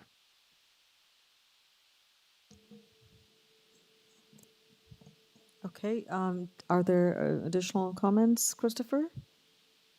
No, that's everything. Like, I'm not opposed to redevelopment in the neighborhood. I know I think the developer is doing some good work here. It's just there's a couple issues, especially the height, which it has been a source of of stress and anxiety to myself and to several neighbors who I've been speaking to. So I'd like the council to please consider this when making your decision. Okay, just out of curiosity, was there like a public engagement process, or were the neighbors consulted on this project by the applicant? No. No. Okay. All right, thank you very much. Committee members, any questions for the speaker, Christopher? Member Taylor, please go ahead. Yes, thanks, Madam Chair. Christopher, you indicated that when you bought the house, you did not anticipate development of this scale so close to you. How long have you lived in your house? 6 years. Okay, so you weren't aware of the Kingston Road revitalization study completed in 2009, which contemplated basically what is proposed here? No. Okay, thank you. So sorry, that's a good question, Member Taylor, and I was also thinking of asking, but so you were not aware, Chris, of redevelopment plans for Kingston? You had not seen No. anything? Okay, all right. No, speaking with several of my neighbors, it hadn't been brought to them either, and many of them have been living there longer than I have. Okay, well, that's interesting. Okay, Chris, thank you for your time. If there are no further questions, let us get back to the applicant, and I don't know who's going to be speaking, Robert or Lucas. Is it Rob or Lucas who will be speaking? Yeah, sure. Staff, just bear with us. Staff is taking a minute to sort out some tech issue. Through you, Madam Chair, this is Rob Levesque with KLM Planning, and I can respond to some of those comments from the public here. With respect to setbacks, we're generally in keeping with the required setbacks here. The zoning review is a bit misleading. It suggests that Sharp Street is the front lot line on a technical basis. However, that's just due to the fact that it's the shortest lot line. The avenue study that was prepared here indicates that Kingston Road should be the primary street, and therefore, in working with community planning, we sort of built and arranged the built form rather to address Kingston Road as the front lot line. We thought that would be appropriate. We've provided a 6.3 meter setback at the tightest location, which is at the Sharp Street street line to the building face. I believe it is 7.5 meters at the opposite end, deeper into the lane. So in that regard, because of the irregular shape of the property and addressing the building to Kingston Road, the rear yard setback increases as you go deeper into the laneway. I believe, and we're widening the laneway to 6 meters as well as a requirement of the development. And with that widening, I believe the rear of our building or of the building will be approximately 12 to 13 meters to the rear lot line of the abutting residential property. So there is some degree of separation that is provided by having that laneway in addition to the rear yard setback. With respect to shadows, I think as the shadow studies demonstrate, really an 8-story building would cast a shadow as well. And the extra 9th floor residential units, which is a relatively small floor plate, a relatively small area, really do not have that significant of an impact on the shadows. With respect to parking, I think, again, this is a bylaw that it's based off the Cliffside bylaw, which is quite old. It was updated in 2009, which is what allows the mid-rise development. But when which would implemented the Kingston Road Avenue study. However, they didn't look at parking at that time, and so the old parking standards of 1 space per unit applies. That's really not in keeping with what the city has been moving towards as of late. The city's comprehensive bylaw removes minimum parking requirements, and I think that's based on a recognition that not providing people with a place to park their car means more people won't have cars. And we have a traffic engineer who's prepared a report that suggests that the rate is appropriate for the context in terms of the location and the access to public transportation. The applicant is working to exceed the bicycle parking requirements of the bylaw, and again, to encourage people to get out of their vehicles. With respect to parking availability for individuals with accessibility issues, I believe cities' accessible parking permits do allow individuals who have accessibility considerations to park in places that otherwise wouldn't be permitted, which I think is helpful.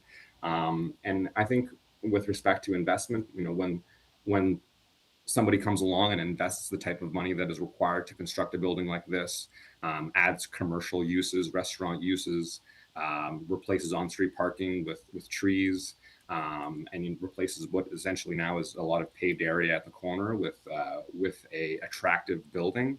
I don't think that really decreases property value. Perhaps that's subjective to some degree, but I think investments in communities only improve the value for everybody. Okay, thank you, Rob. Members of the committee, any questions for Rob?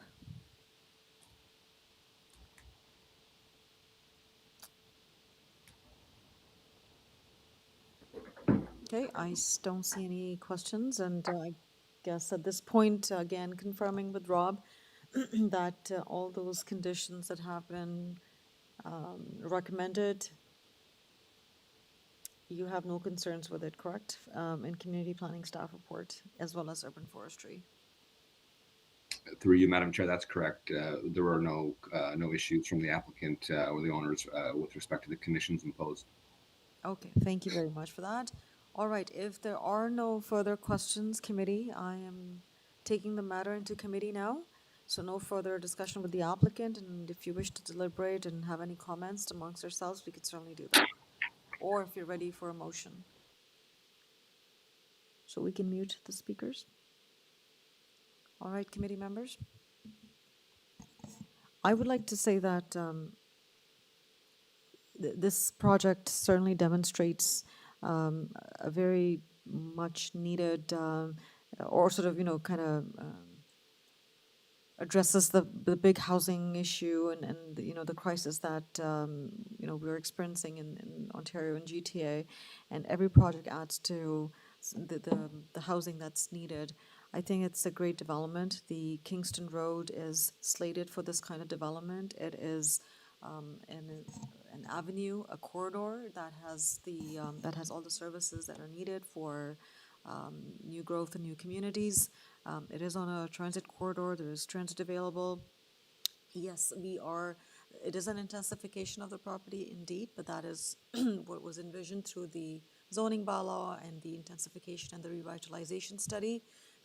Unfortunately, the messaging may not have been clear to the residents or the new residents moving in, but this has been going on for a number of years, and the studies have been placed, and there's been a lot of negotiations and discussions and community engagement through the entirety of the process, and I have personally participated in those discussions as well.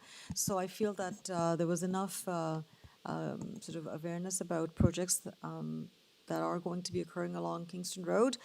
Yes, when the zoning bylaws are created and when those studies are done, they are meant as sort of general, and they look at sort of, overall, but when each application comes in, the uniqueness of each project brings along with it certain, amendments or changes or deviations from those policies and zoning bylaw, and this is a classic case where the needs of this particular project are requiring certain variances.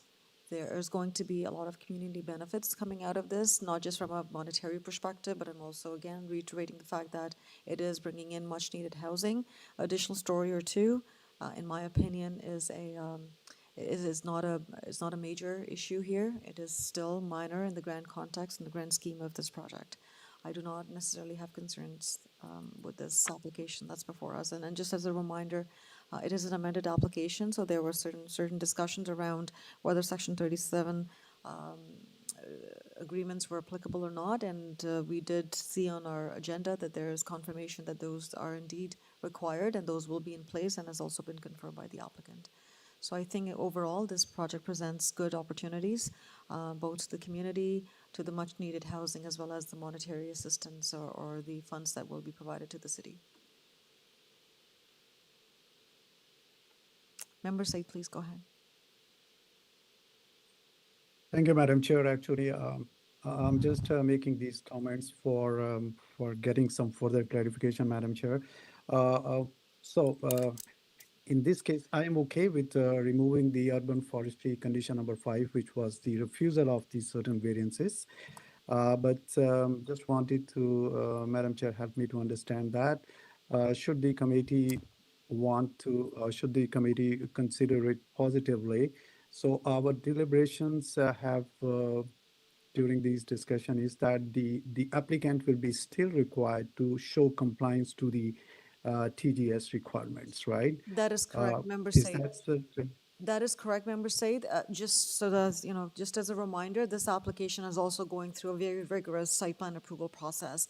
And again, if I put my planner hat on, a lot of these technicalities are dealt with through the site plan application stages. That's where these matters are dealt with and addressed. So in my opinion, again, this is me as, as an independent panel member here, in my opinion, yes, those are indeed important technical details and important, matters that need to be addressed. But in my opinion, they are not relevant to the application or the minor variance application that is before us.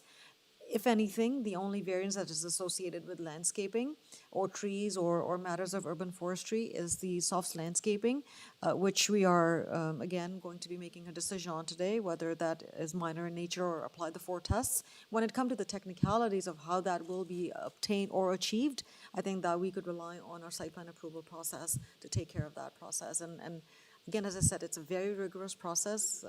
As a planner, I know, where a lot of departments and agencies are very closely looking at those details, and approvals will not be granted until those compliances are made.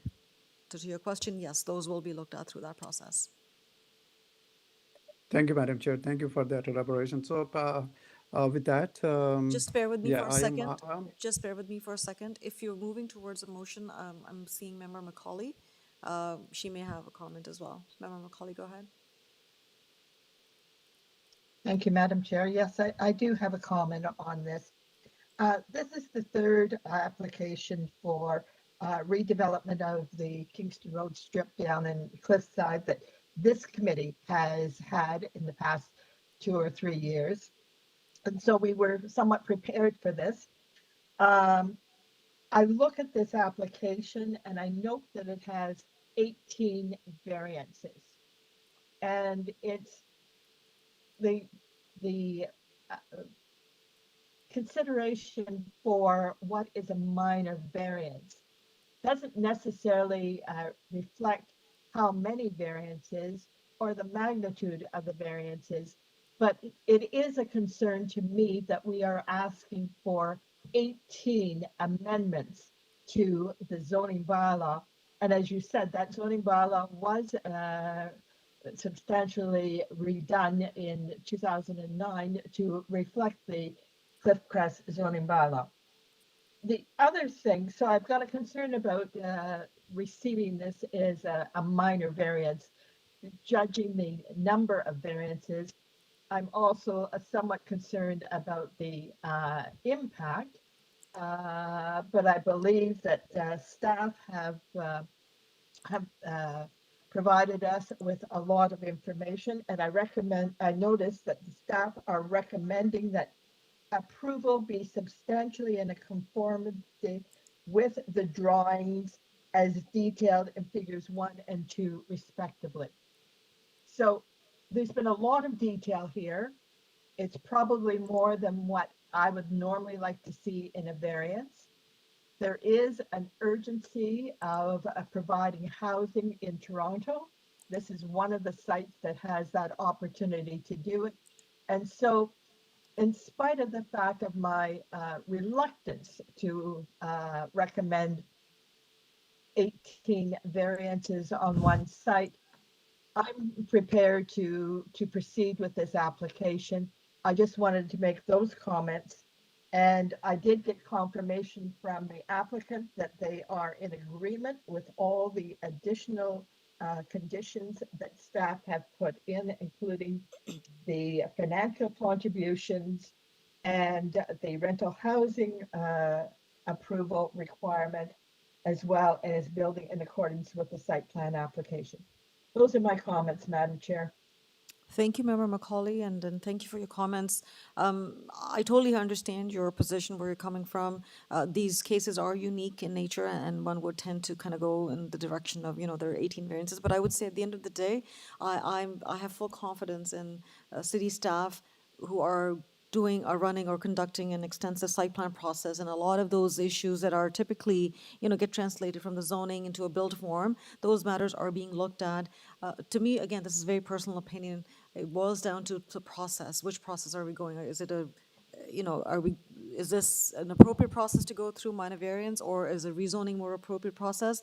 But again, I'm going to reiterate, because it's going through a very rigorous site plan review process, I'm quite comfortable and confident that, I'm prepared to say that this is an appropriate process as well. I mean, it just comes down to which process, and I think it's whether it's a rezoning or a minor variance. In this particular case, I feel that it has checked all the points, it has crossed all the T's and dotted all the the I's, and it's just a matter of formality at this point, where we're looking at the built form as it's shaping out through the site plan process. So that would be my 2 cents. Member Taylor, please go ahead. Yeah, quick, perhaps minor comment to Madam Member Macaulay. We're actually dealing with 15 variances, not 18. The revised public notice removed 3 of the original 18, so I don't know if that softens your concern any, but I just wanted to point out that we're dealing with something perhaps different than you're looking at? I believe the latest one put those variances back in. There were No. some changes, yes. No, Member Macaulay. On the supplementary agenda, we did receive a revised notice, and and Member Taylor has a point. There were 18 variances, and now it has the 3 have been withdrawn. So the ones that have been withdrawn are number 3, number 10, and number 13. So number 3 pertained to, again, I'm not going to go in detail. It pertained to Section 37, and number 10 pertained to a performance standard related to indoor amenity space, and then the next one was bicycle.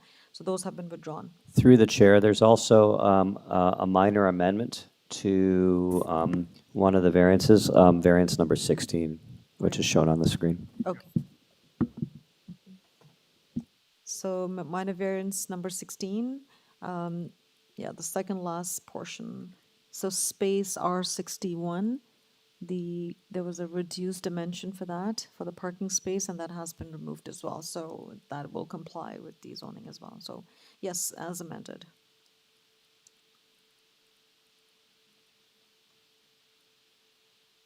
Yes, Madam Chair, I'm not going to get into the argument as to whether we've got 16 variances or 18 variances. I think the bottom line is we really have an awful lot of variances for what should be a minor application.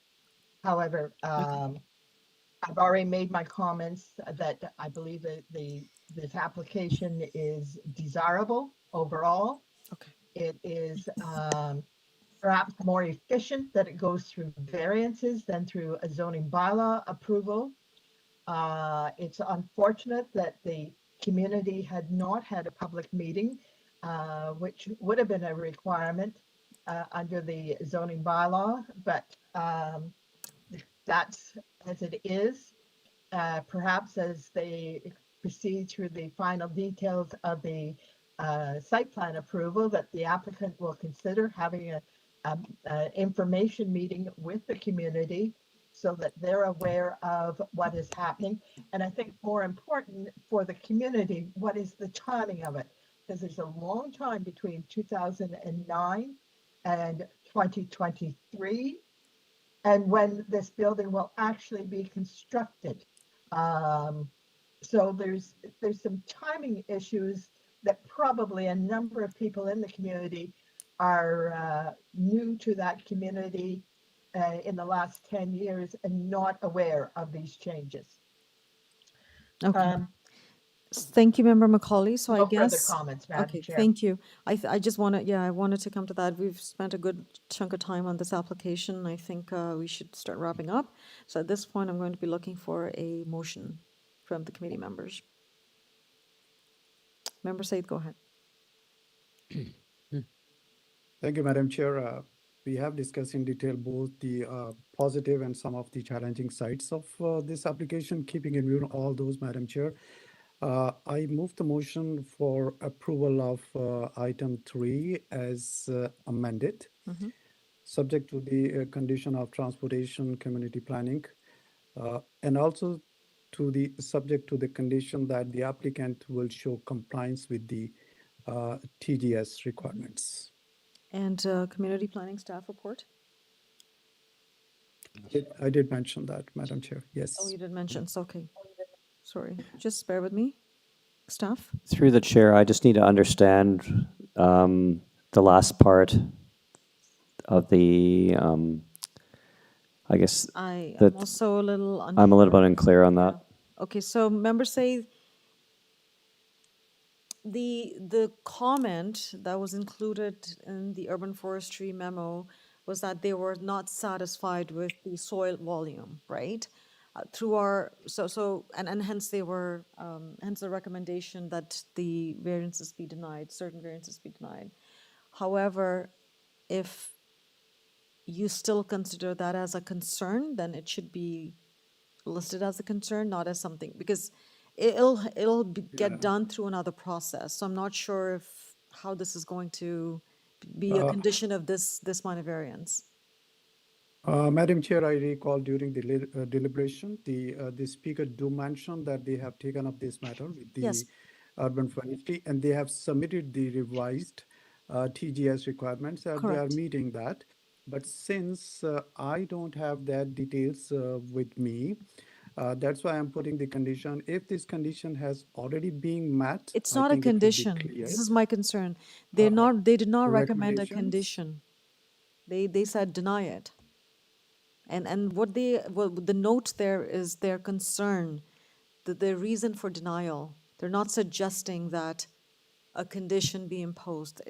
That's how I'm reading it, right? It's a concern that they have stated to defend their recommended refusal for those variances. Should you want to include a condition, then we need to talk about it. And staff, we can also get some direction from staff in terms of how to word that condition, if that's what you're looking for.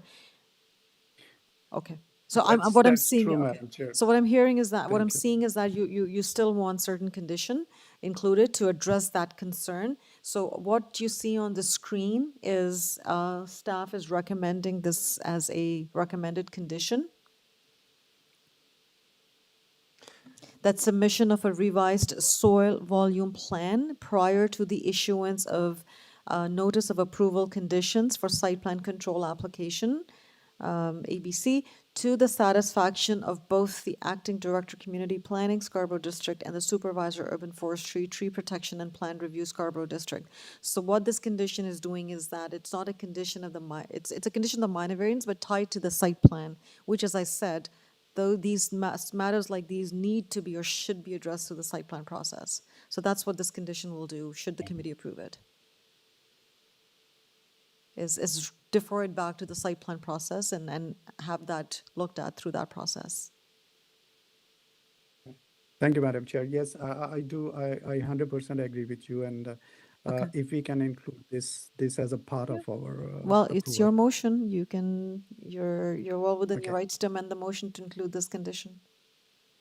So I can just say I put forward motion for approval of item 3 as amended, subject to the transportation services, community planning, and as well as the conditions, which is in front of our screen. Okay. We I can think- incorporate that. Thank you. Yes, staff has grabbed that. May I have a seconder, please? Member Macaulay, go ahead.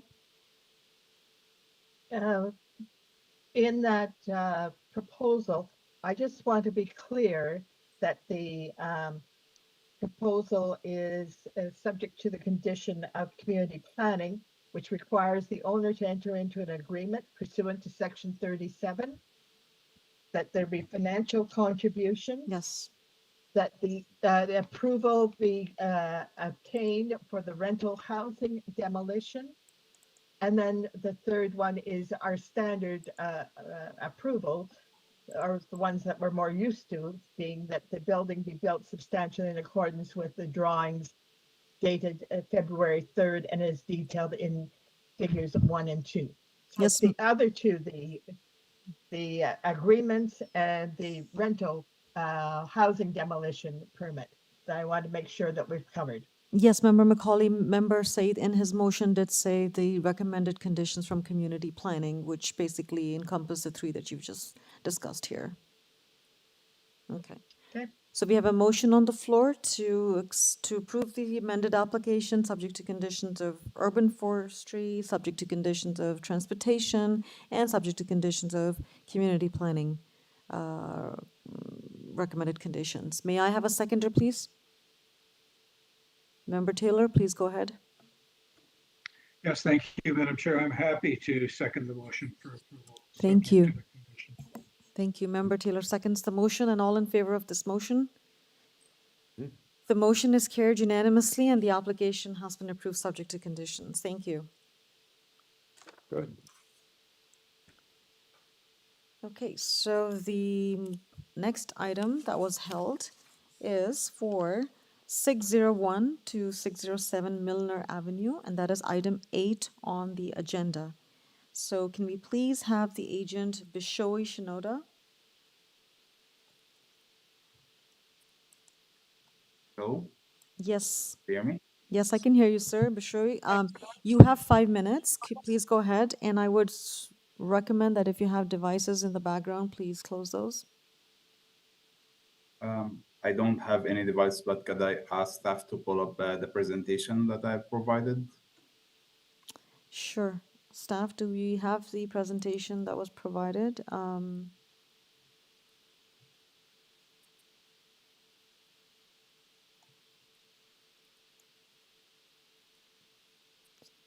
Is that the one, Bishoy? Yeah. Okay. Yeah, that's the one.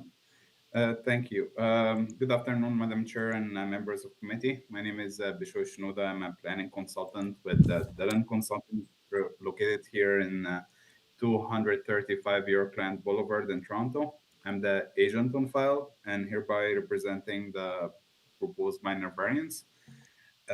Also registered as a speaker today is Elaine Su with First Gulf Corporation, who also represents the landowner and can address any specific questions related to the ongoing site plan application.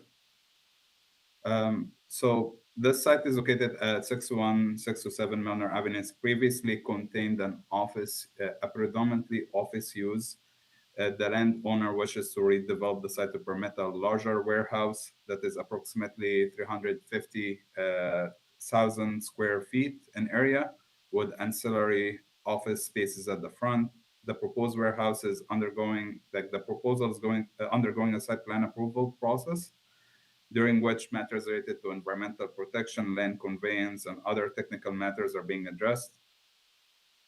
The site is designated general employment under the official plan and zone industrial and office uses under the former City of Scarborough Employment District Zoning Bylaw number 24982. The proposed warehouse development is permitted under both the existing official plan designation as well as the assigned zones. Next slide, please. We're only requesting here just one variance, and it's pertaining required parking. So the proposal contains 219 parking spaces, whereas 396 spaces are required under the former City of Scarborough Employment Zoning Bylaw. As per the applicant has retained traffic engineer RJ Burnside, and they have done a parking justification study, which when they looked at the proposed parking, they found that under the citywide bylaw, prior to the amendment of removing the minimum parking requirement, the site would be in surplus of parking of about of about 42 spaces. And with the new amendment that removes the minimum parking, the proposal here is farther in line with the council directions in terms of encouraging usage of transit and usage of active transportation, as well as recognizing that there is already more than sufficient parking around the city. That also, in addition to that, the traffic engineer have looked at parking demand from a similar warehouses, and they have pulled 2 sites looked at, and these sites are actually in suburban communities where they have less extensive transit service in comparison to Toronto. And when looking at these, the parking demand at these sites were about half of what is being proposed here. So it's safe to conclude that the proposed 219 parking space will meet and exceed future parking demand at this site. And with this, I conclude my presentation and would be happy to answer any questions. Thank you, Bishoy. Members of the committee, do you have any questions for Bishoy? Member Taylor, please go ahead. Yeah, sorry, sir. Could you just clarify? I can see your variance request, and you've cited the minimum required space is 350, proposed 219.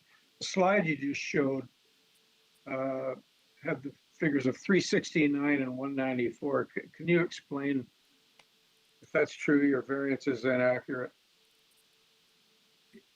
Through you, Madam Chair. So the ZAP that we have completed, it said 350 is required. We have done a deeper dive through the zoning, and there was a note saying to recalculate the parking requirements for offices separately from the warehouse. And when we did, it concluded that 369 is required, not 350.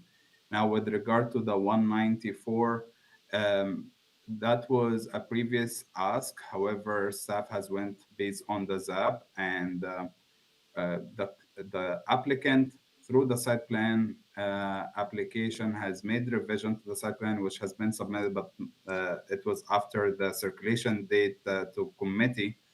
It's now showing the 25 spaces. So the total proposed parking spaces is 219, not 194.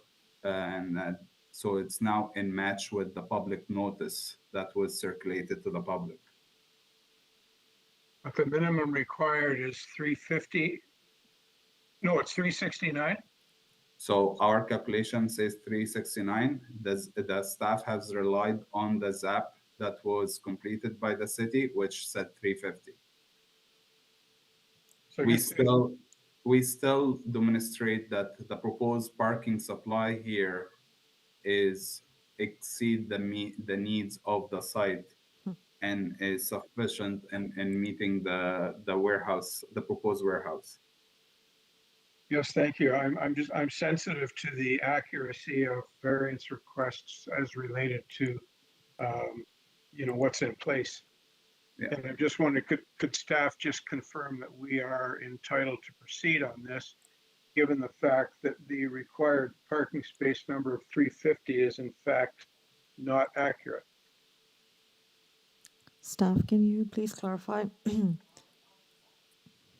Through the chair, we take, when we prepare our public hearing notices, we rely on the zoning review for it to enter that information for the public hearing notice. In this case, the zoning review identified 350 spaces as the requirement, so that's what we included That's correct. in the public hearing notice, and that is what's currently before you today. So staff is also pulling up the zoning notice, so the minimum required parking spaces is 350, the proposed number of parking spaces is 219. And that the trailer parking spaces at the rear is not included in this count. That's for a different purpose. So we have confirmation now, we are only looking at 350 versus 219 being proposed. Does that help you, Member Taylor? Yes, absolutely. Thank you, Madam Chair. Okay, thank you very much for that. Any further comment? Member Said, go ahead. Thank you, Madam Chair. I was also looking at these numbers, a little bit confusing there, but still, I want to get a confirmation from the applicant or the agent. So they also speak about the justifications for these numbers, and there are 25 parking spots, which is a good justification for their future developments. These parking spots are at the rear. I wonder if these are the developed parking spots, or they are just talking about a land available that could be developed into the parkings, and whether or not this number is included in this total number. Through you, Madam Chair. So initially, the 25 spots were not going to be developed. However, since the notice was sent with the 219, and the difference between the 219 and the 194 is 25 spaces exactly. Since then, the applicant has moved these to be constructed at the time of the construction with the rest, and a revised site plan has been submitted, and it's also been will be submitted through the site plan application, which is ongoing, to reflect that the 219 will be available at the beginning. Thank you. Are we good then? Let's move on. If there are questions, we can always come back to it, right, after we meet or speak with the speaker. So I guess at this point, let's move forward with speaking with the speaker who had registered to speak. So can we please have Nick Stavropoulos. Thank you. Good afternoon, sir. Good afternoon now to all of you. I am Pastor Nick Stavropoulos, Senior Minister of Rosewood Church of the Nazarene. Our church is right next door at 657 Milner Avenue, just east of the property where the Toronto East Logistics building will be constructed at 601 to 607 Milner. Our church has been at this location since October of 2003, almost 20 years. I initially want to express appreciation to you, Madam Chair, for the excellent way in which you have guided this meeting. It seems to me like you have a lot of experience in these sessions, and I say thank you to you. By the way, we do not see our position as an objection to the building project, but rather we see our response more as an effort to improve the building project and to be proactive in preventing future parking problems. Okay, so first, on behalf of Rosewood Church of the Nazarene, we want to sincerely wish the landowners of 601 to 607 Milner Avenue. We want to wish you success in your building project with the Toronto East Logistics building, which according to the plans is 351,591 square feet. This is a very, very large building on one floor, as most of you would realize. All right. Now, the main concern that we as a church want to address is parking for the Toronto East Logistics building. As you said earlier, the zoning bylaw standard minimum is 350 parking spaces for a property the size that we're talking about here. All right.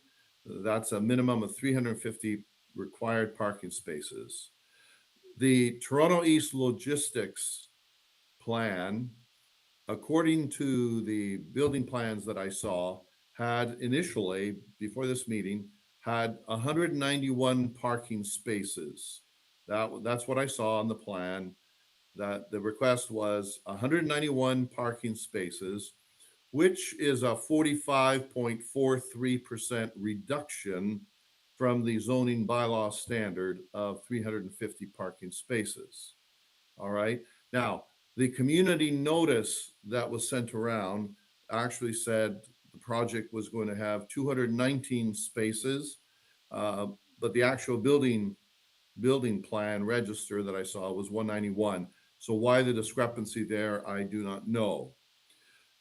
Very, very simply, we kindly ask the property owners to build at least, preferably even more, but to build at least 350 parking spaces for the following reasons.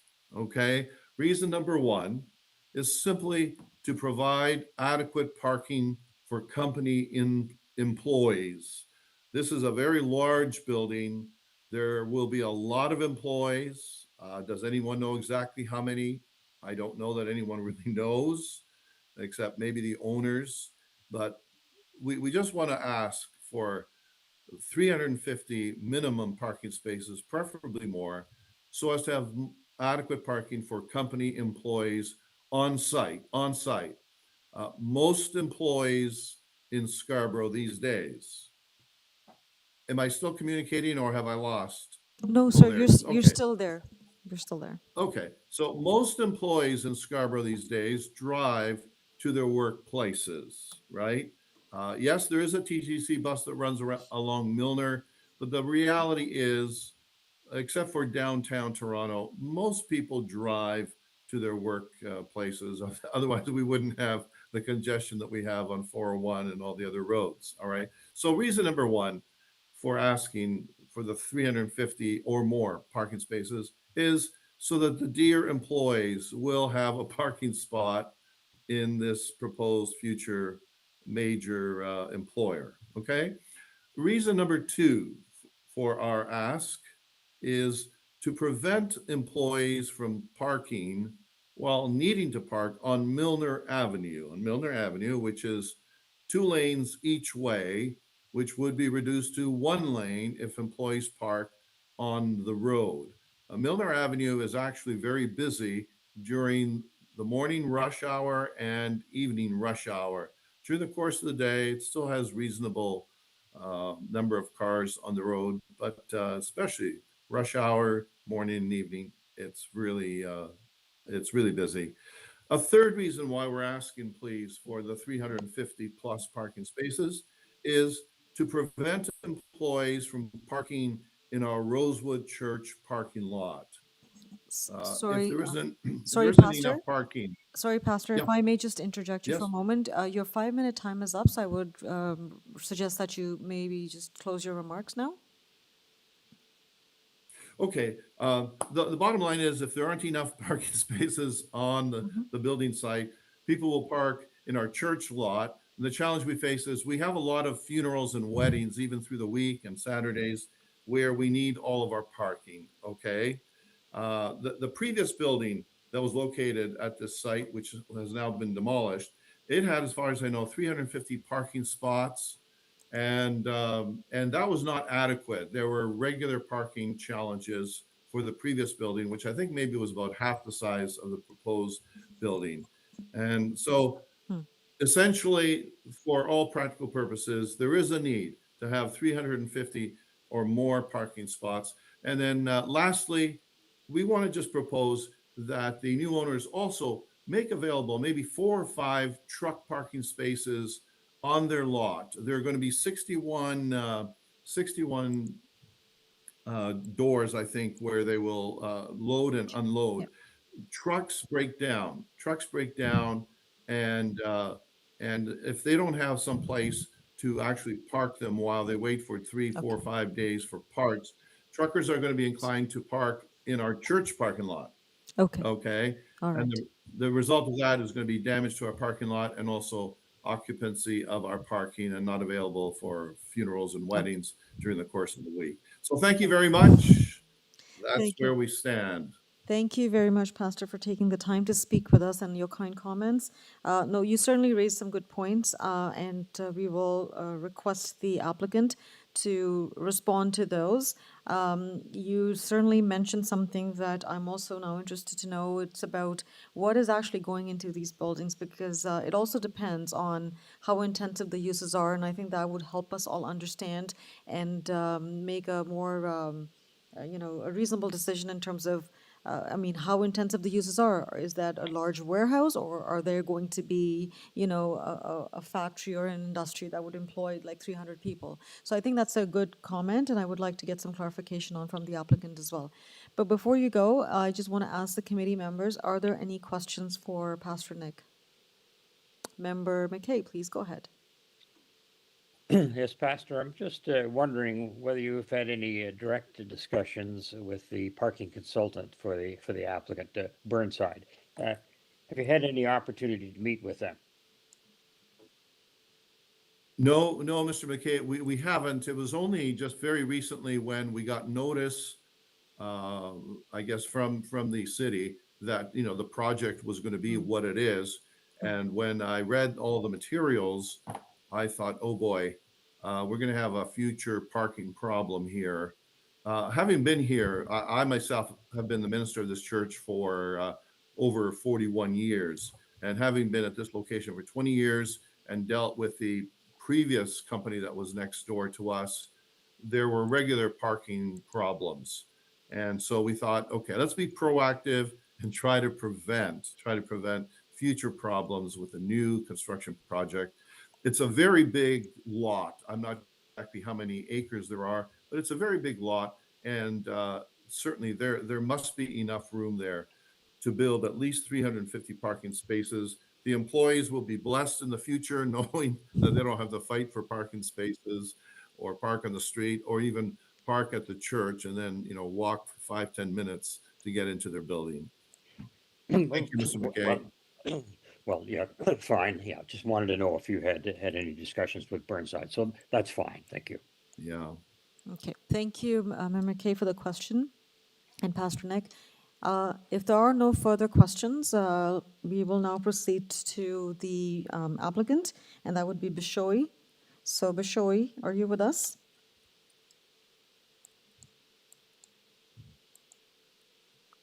Okay. Hi, Madam Chair. Yes, I'm here. Thank you, Pastor Nick, really for voicing or taking a proactive position here and voicing your concerns. We have received the letters that came from your church and we have reviewed them. And I would like to go through the different points which Pastor Nick has pointed at. So with regard to the first point was 191 parking spaces, I'm not sure where this came from because the plans that we have provided to the city say initially said 194 and have been corrected to match the public notice to say 219. So the proposed parking supply is 219 parking spaces. Now, I understand Pastor Znek or the community's concern with the previous building that was on site. The previous building was predominantly an office use, which has a higher parking requirement because there is more employees coming to the office and so on. Whereas what's being proposed here is it's a warehouse, and because of the automation that is happening in the warehousing sector, the number of employees that will be actually in the building is much more less.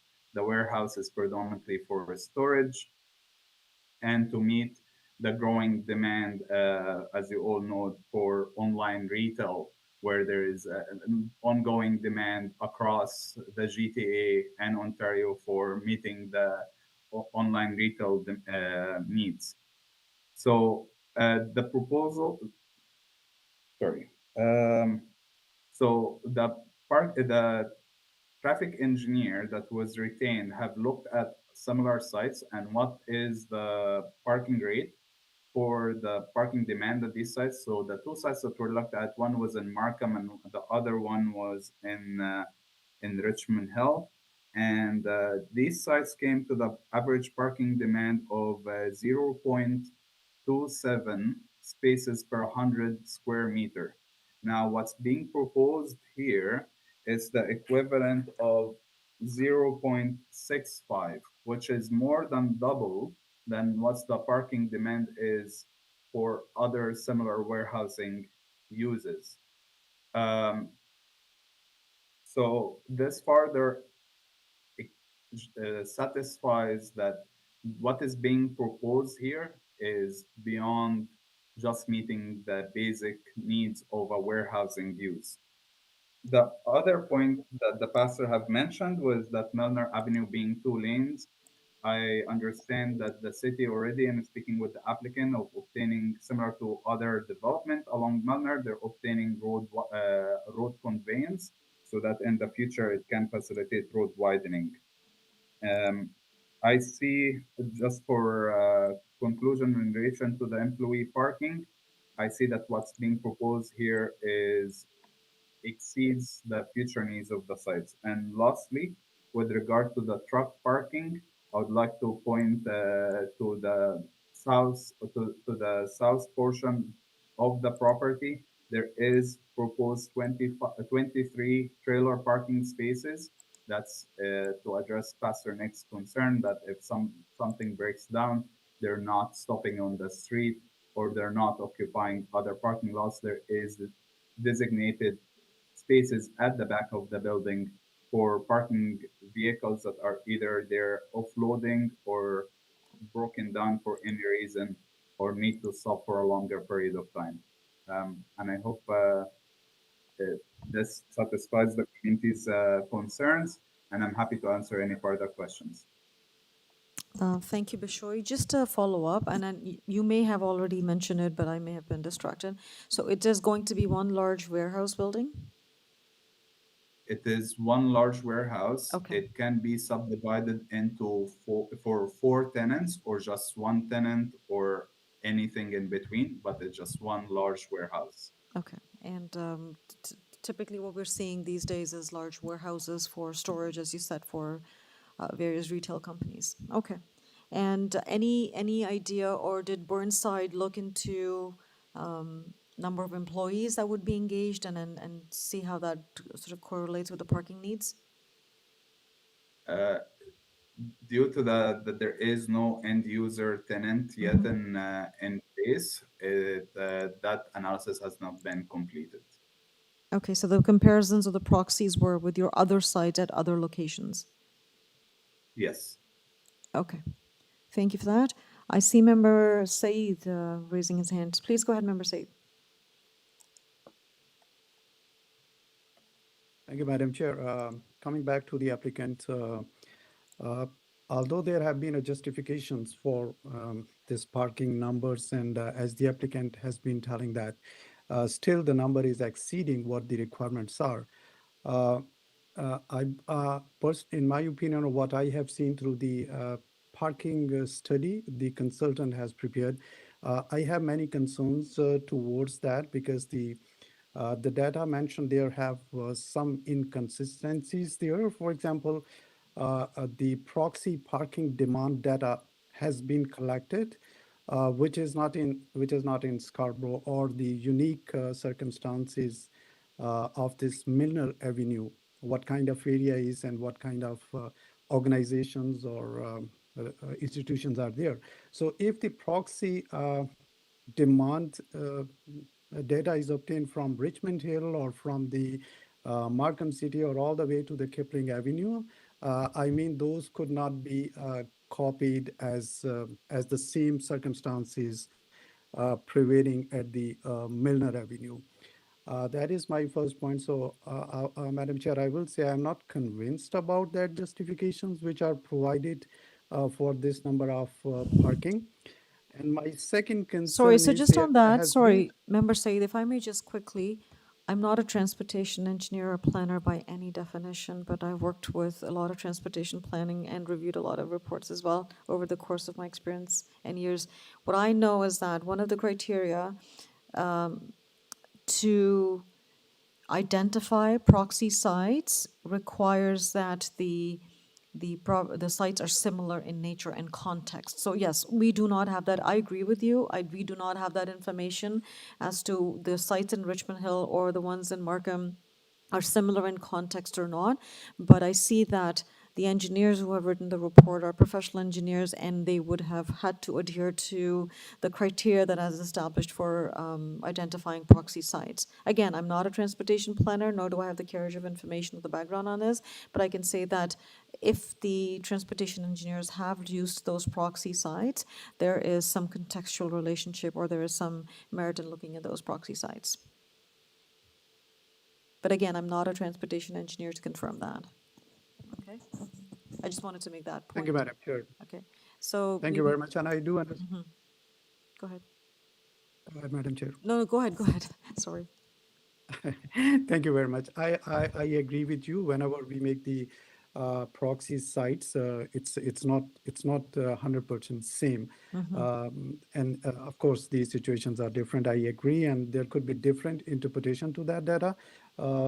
But it was just my opinion, which I was looking into that, and especially when Pastor was talking about a previous building at the same space, which was half of the size with double number of parking, was a problem to the neighborhood. And now a double-sized building with a half number parking spot is coming up there, and that too is an industrial building, could create a problem for the neighborhood. That's again my opinion, and I don't have the real-time information in front of me, but what I am getting from the discussions.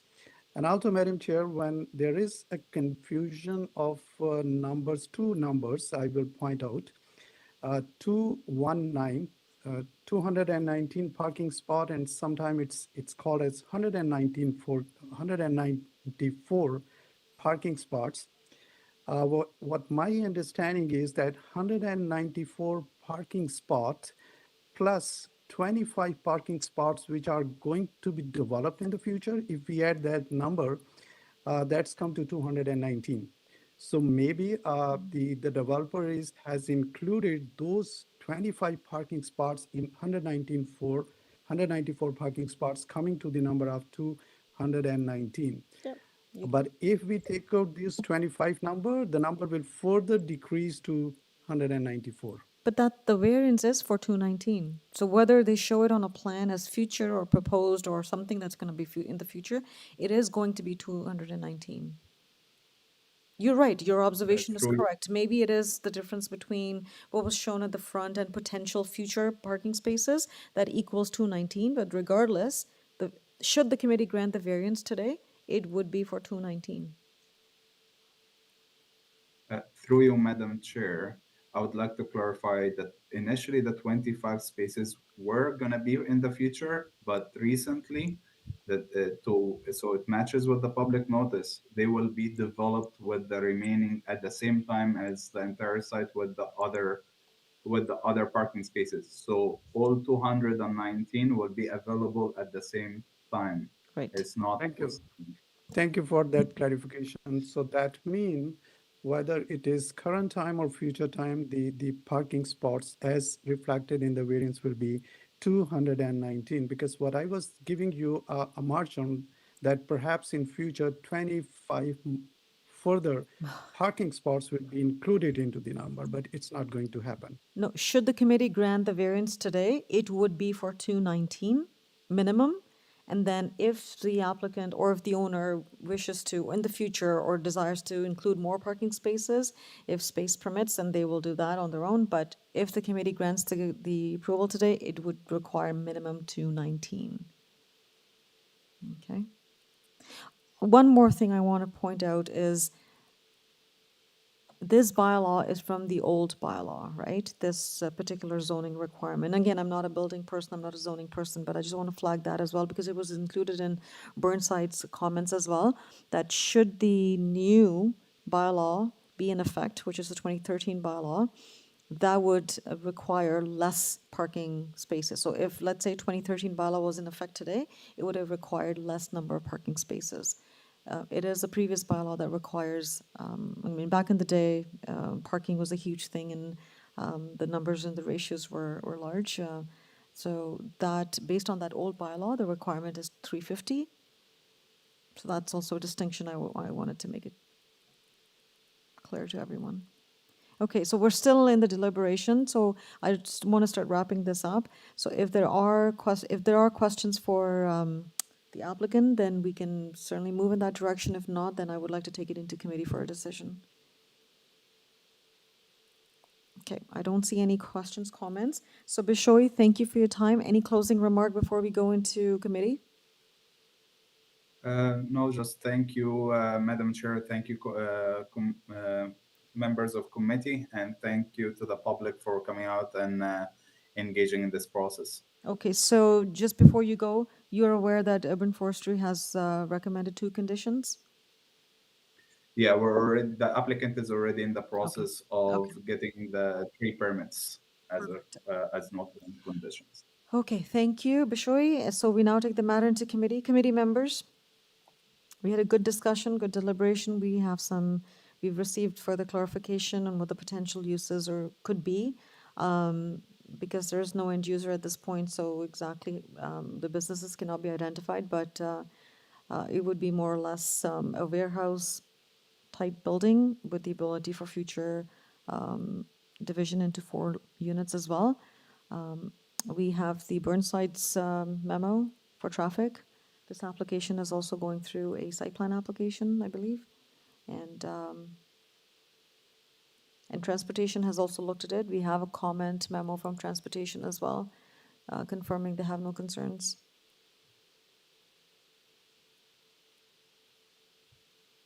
So,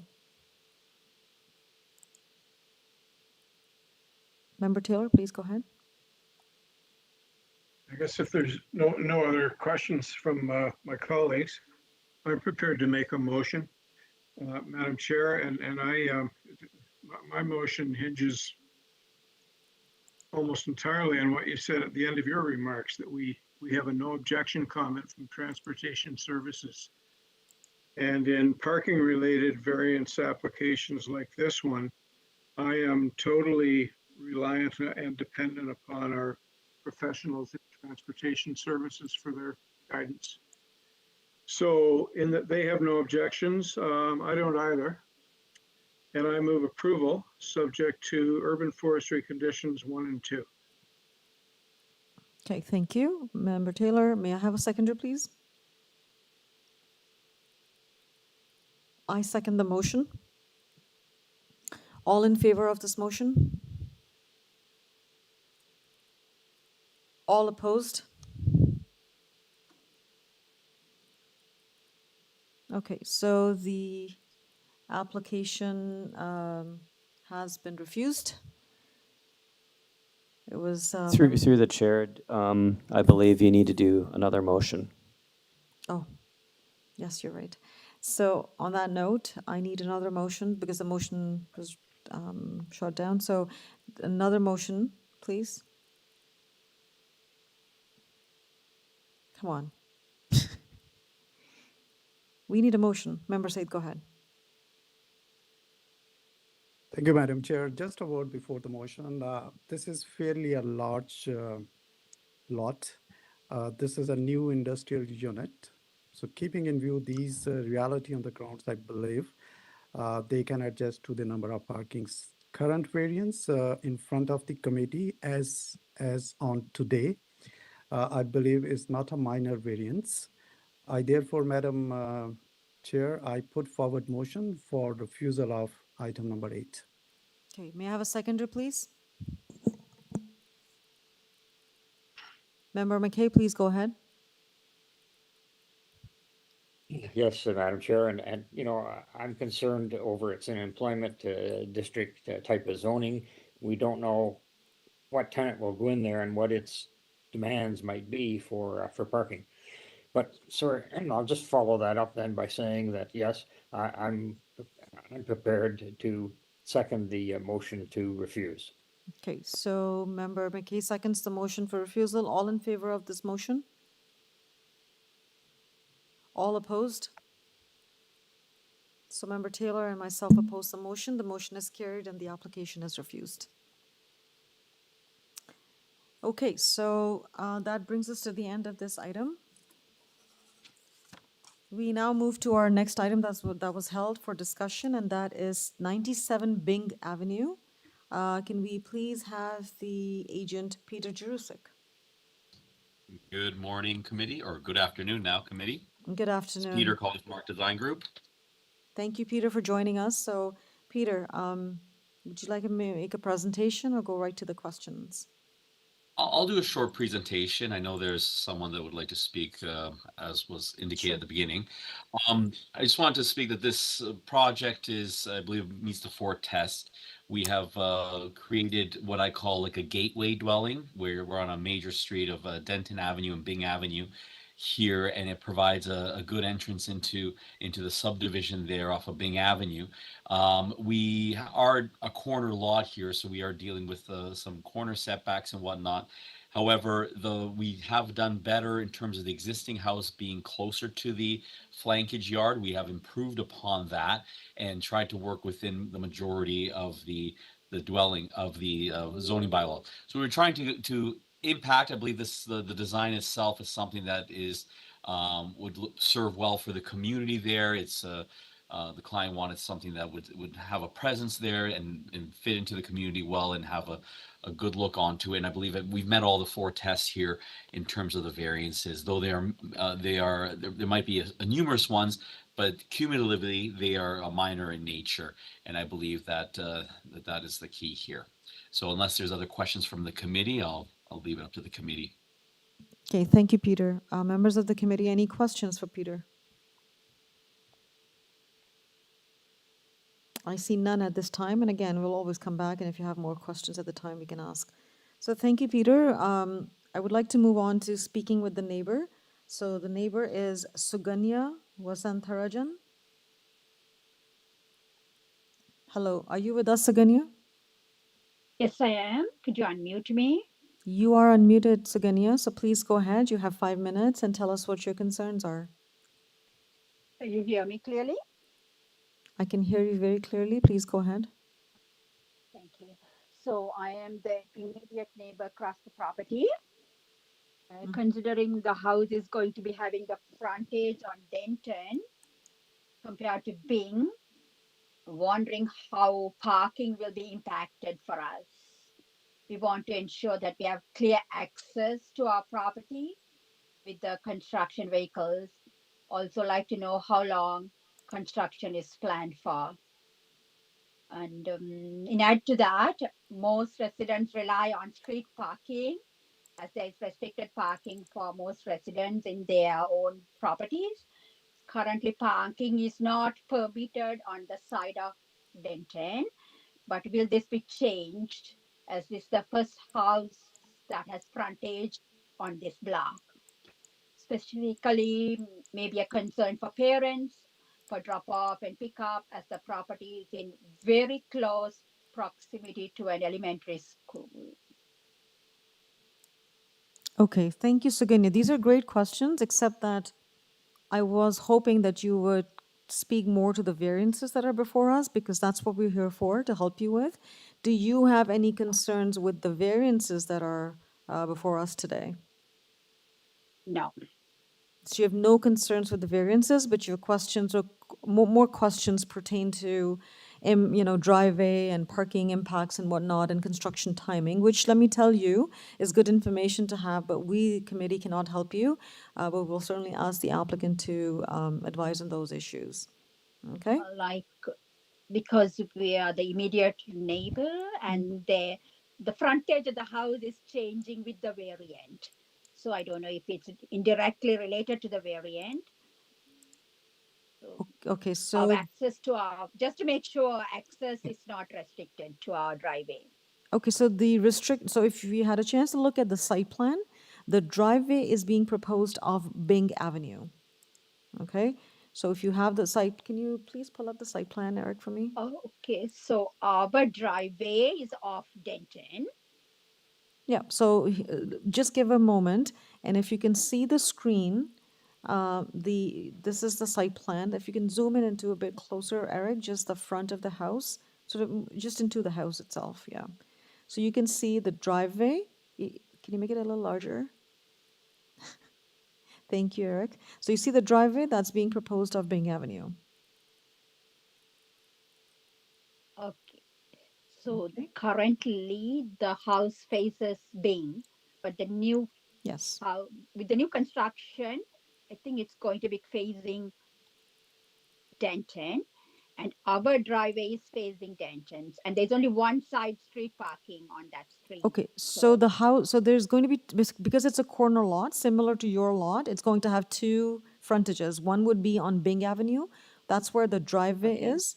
And then the second, sort of the longer face would be along Denton, which is where the pedestrian entrance or the porch is. There's no driveway there. It's just, somebody leading to a main door, like an, entrance to the door, yes. So there is only one side of parking. Will it continue that way? Well, I'm not sure about, this I can't speak audience to, for that. I can't speak to parking on the street because that's a matter outside of the committee, where people park, what the condition of parking is. But what I can tell you, any house requires 2 parking spaces, and there will be 2 parking spaces on this property, which is similar to what you have on your property, which is, the garage and then the driveway where people can park as well. Okay? As it relates to streets, I can't comment on it.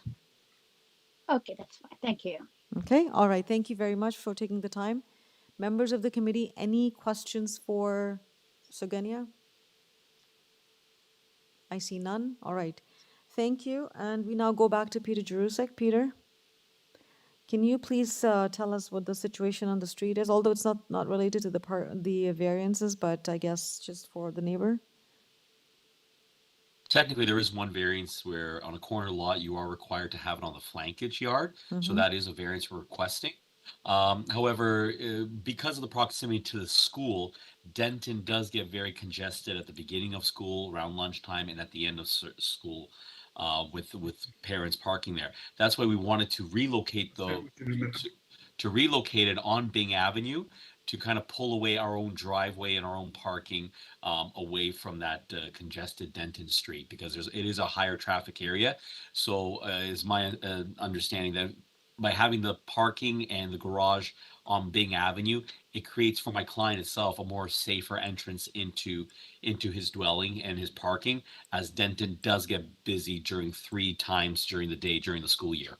So this would help alleviate some traffic problems, because when parents are parents, I can't control them, but they do just run up, drive up, park, and they do create a congestion on Denton, as I've experienced myself there. So by having it on Bin Avenue will alleviate some of the concern in terms of my clients exiting and parking off of Denton, being on Bing. Okay, thank you very much. So I guess the neighbor had more clarification questions as opposed to variances, which she confirmed. So we're good on that. Okay, so now coming to the members of the committee. Any concerns, any questions for Peter Jarusik? Is there any? No. Okay. All right, Peter. So I think that brings us to the matter being taken into committee. Before I go, you've seen comments or recommended conditions from urban forestry and community planning, Yes, we have. and you have no concerns with those, right? None. Okay. All right. So I now take the matter into committee. Committee members. Any thoughts, any comments? Okay. If there are none, then can I please have a motion? Member Taylor, please go ahead. Thank you, Madam Chair. I'm satisfied that the variances being requested meet the 4 tests under the Planning Act. And I move approval subject to Urban Forestry Condition 2 and the Community Planning Department condition. Thank you, Member Taylor. May I have a seconder, please? Member Said, go ahead. Thank you, Madam Chair. I second the motion. All right, and all in favor of this motion? The motion's carried unanimously and the application has been approved subject to conditions. Thank you.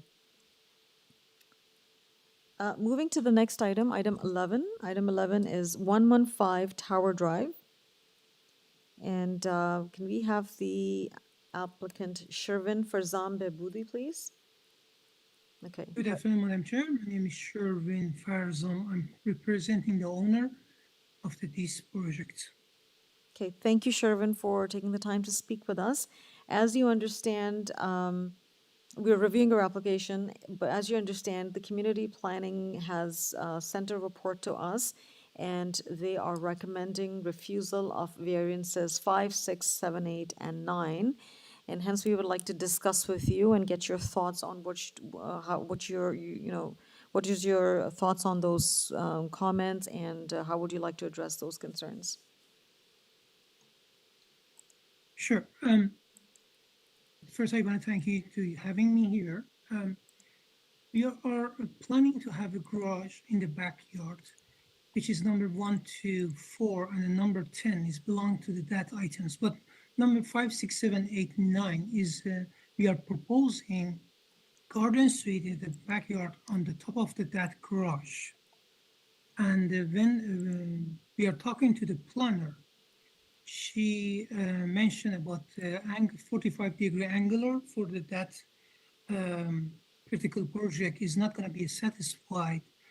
So I prepared the drawings for the 45-degree, and she insists to change the building, living space on the second floor to a smaller area. But anyhow, if you go to the pages I sent for the show, how much gonna leave if you do the we want to satisfy that 45-degree angular. So other drawings. No, the other totally other pages.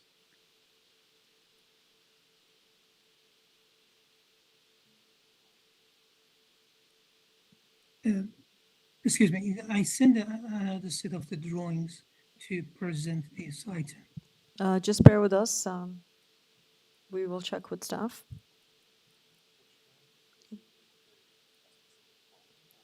So can you further clarify, Shervin, on what exactly you sent? Was it a plan or a drawing or some other materials? No, it's going to be elevations of the building, shows the when they apply with a 45 degrees angular with the building bylaw is gonna be a very small area, but something around 5 feet by 15 feet area with a height of This one here? very short. Yeah, that's one. Oh, okay, Correct. that's the drawing. This is a rear view of that our accessory building. Second page is a front view, and the third page. I want to go with the third page, which is I'm talking about mostly.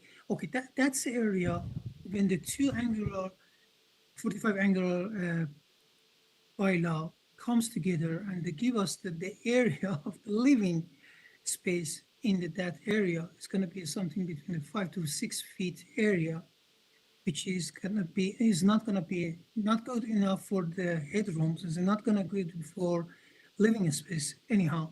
So that means the planner don't want to approve the. It does look like for me it's not want to approve the.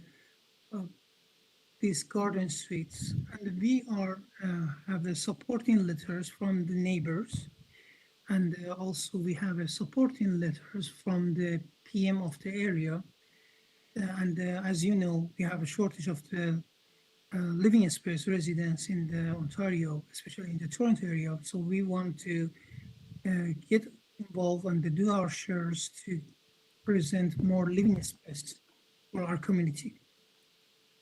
I'm ready for answer to any questions. Okay, I see what you, okay, so this is why. So variance is 5, 6, 7. 5, 6, 7, 8. Yeah, 5, 6, 7, 8 relate to basically the 45-degree angular plane and the height of the building. So based on what Yes, you, correct. and based on what you mentioned, if you were to put in that angular plane or meet the angular plane or reduce the height, it would not result in a livable suite that you're trying to achieve here. Correct. Okay, all right, now I understand this. So, committee members, any questions? Because it is deemed as an accessory building, there's a height cap on the accessory building or the ancillary building, which is 4 meters. And in addition to that, the angular plane provisions are also applied to the ancillary building, which again, as mentioned by the applicant, would not result in something sort of a not feasible living space on the second floor. And hence he wants to keep the walls straight going up, which increases the height as well as the penetration into the angular plane. Any questions for Shervin? And if we read the staff report, the concerns are related to those 2 items only, and hence the partial refusal recommended.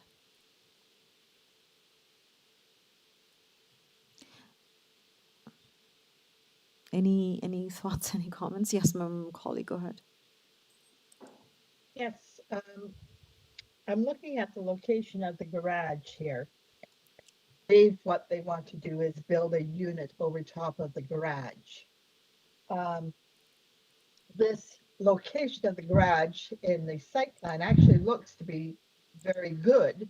And a unit on the second floor of the garage would not have any major impact on the adjacent properties, either the property to the south or the property to the east.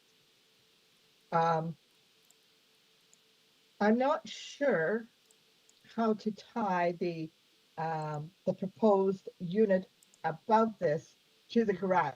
Not like to see the garage disappear. I would like to allow this this building to proceed.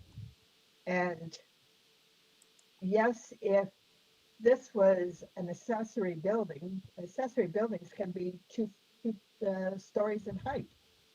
I think the only difference that we have here is that they want to build a habitable space versus storage or recreational space over top the second floor. I'm looking at this and I don't really see the issues that the planning staff have other than, yes, this was a new policy and they were looking at some angular planes. So my comments are, if this was a second floor on top of the accessory building, I believe that would be permitted.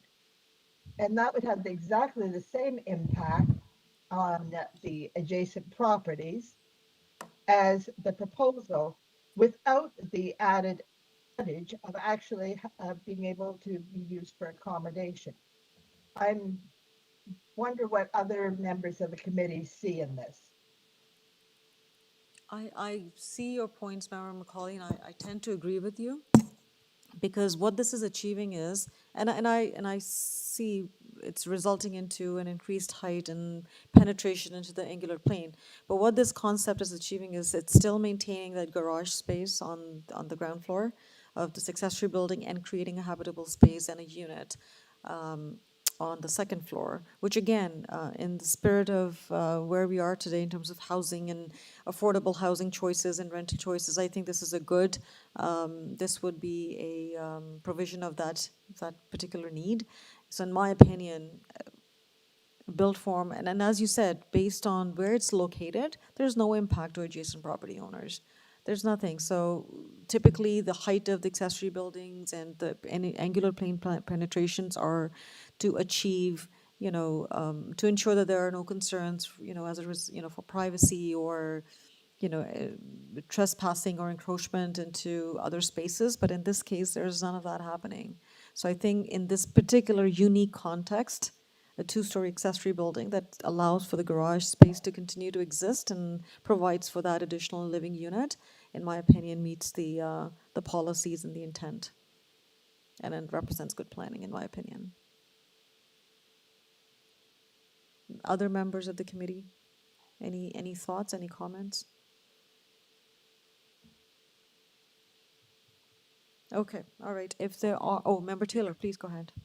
Sorry. Just to agree with Member Macaulay and you, Madam Chair.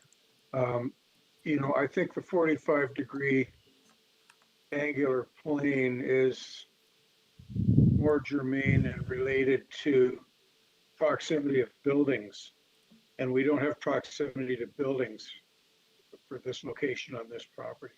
So I don't see it as an issue myself. 100%, yeah. That's a good point too. I'm quite satisfied with this proposal. Yeah, this I'm just particular looking portion. at the location map. Yeah. Yeah, it doesn't have any impact on the neighbors. Yeah.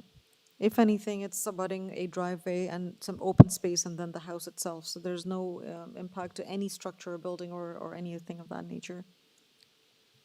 Okay, so I don't have a concern with this. So I guess, Shervin, we're going to take this matter into committee now. I don't believe there were conditions from urban forestry. So Shervin, are you aware of that condition and do you have any concerns with that?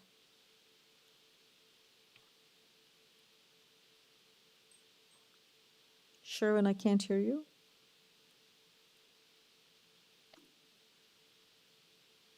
Through the chair, Shervin, please do not Sorry, I press couldn't anything. unmute. Yes, I know the condition about the tree. We have to submit the application for tree injury to forestry. Okay, thank you for that. So We are members not of the committee. removing any tree. Okay, so members of the committee, now we take the matter into committee, and if there are no further comments, can I please have a motion? Member Macaulay, please go ahead. Thank you, Madam Chair. As discussed, I believe that the variance is minor, appropriate. It has no negative impacts on the surrounding community, and it would provide for additional housing, which is very much desired in Toronto. Therefore, I recommend approval of this variance, subject to urban forestry condition. Thank you, Member Macaulay, and may I have a seconder, please? Member Taylor, please go ahead. Thank you, Madam Chair. Delighted to second the motion. Thank you, and all in favor of this motion? The motion's carried unanimously and the application has been approved subject to condition. Thank you very much. And I believe this was the last item on the agenda. So that takes care of all the items on the agenda for today. We've dealt with all the items. Moving on the agenda, is there any other business? Through the chair, since the last hearing, there have been 2 TLAB appeals that to bring them to the committee's attention.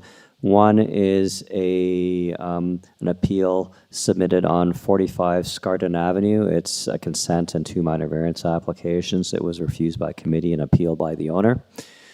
The second is a TLAB decision that was rendered for 32 Markham Road, a minor variance application. It was originally refused by committee and appealed by the owner. The appeal was dismissed and the committee decision was confirmed. The next hearing date is Wednesday, June 28th. Thank you, Colin, for that.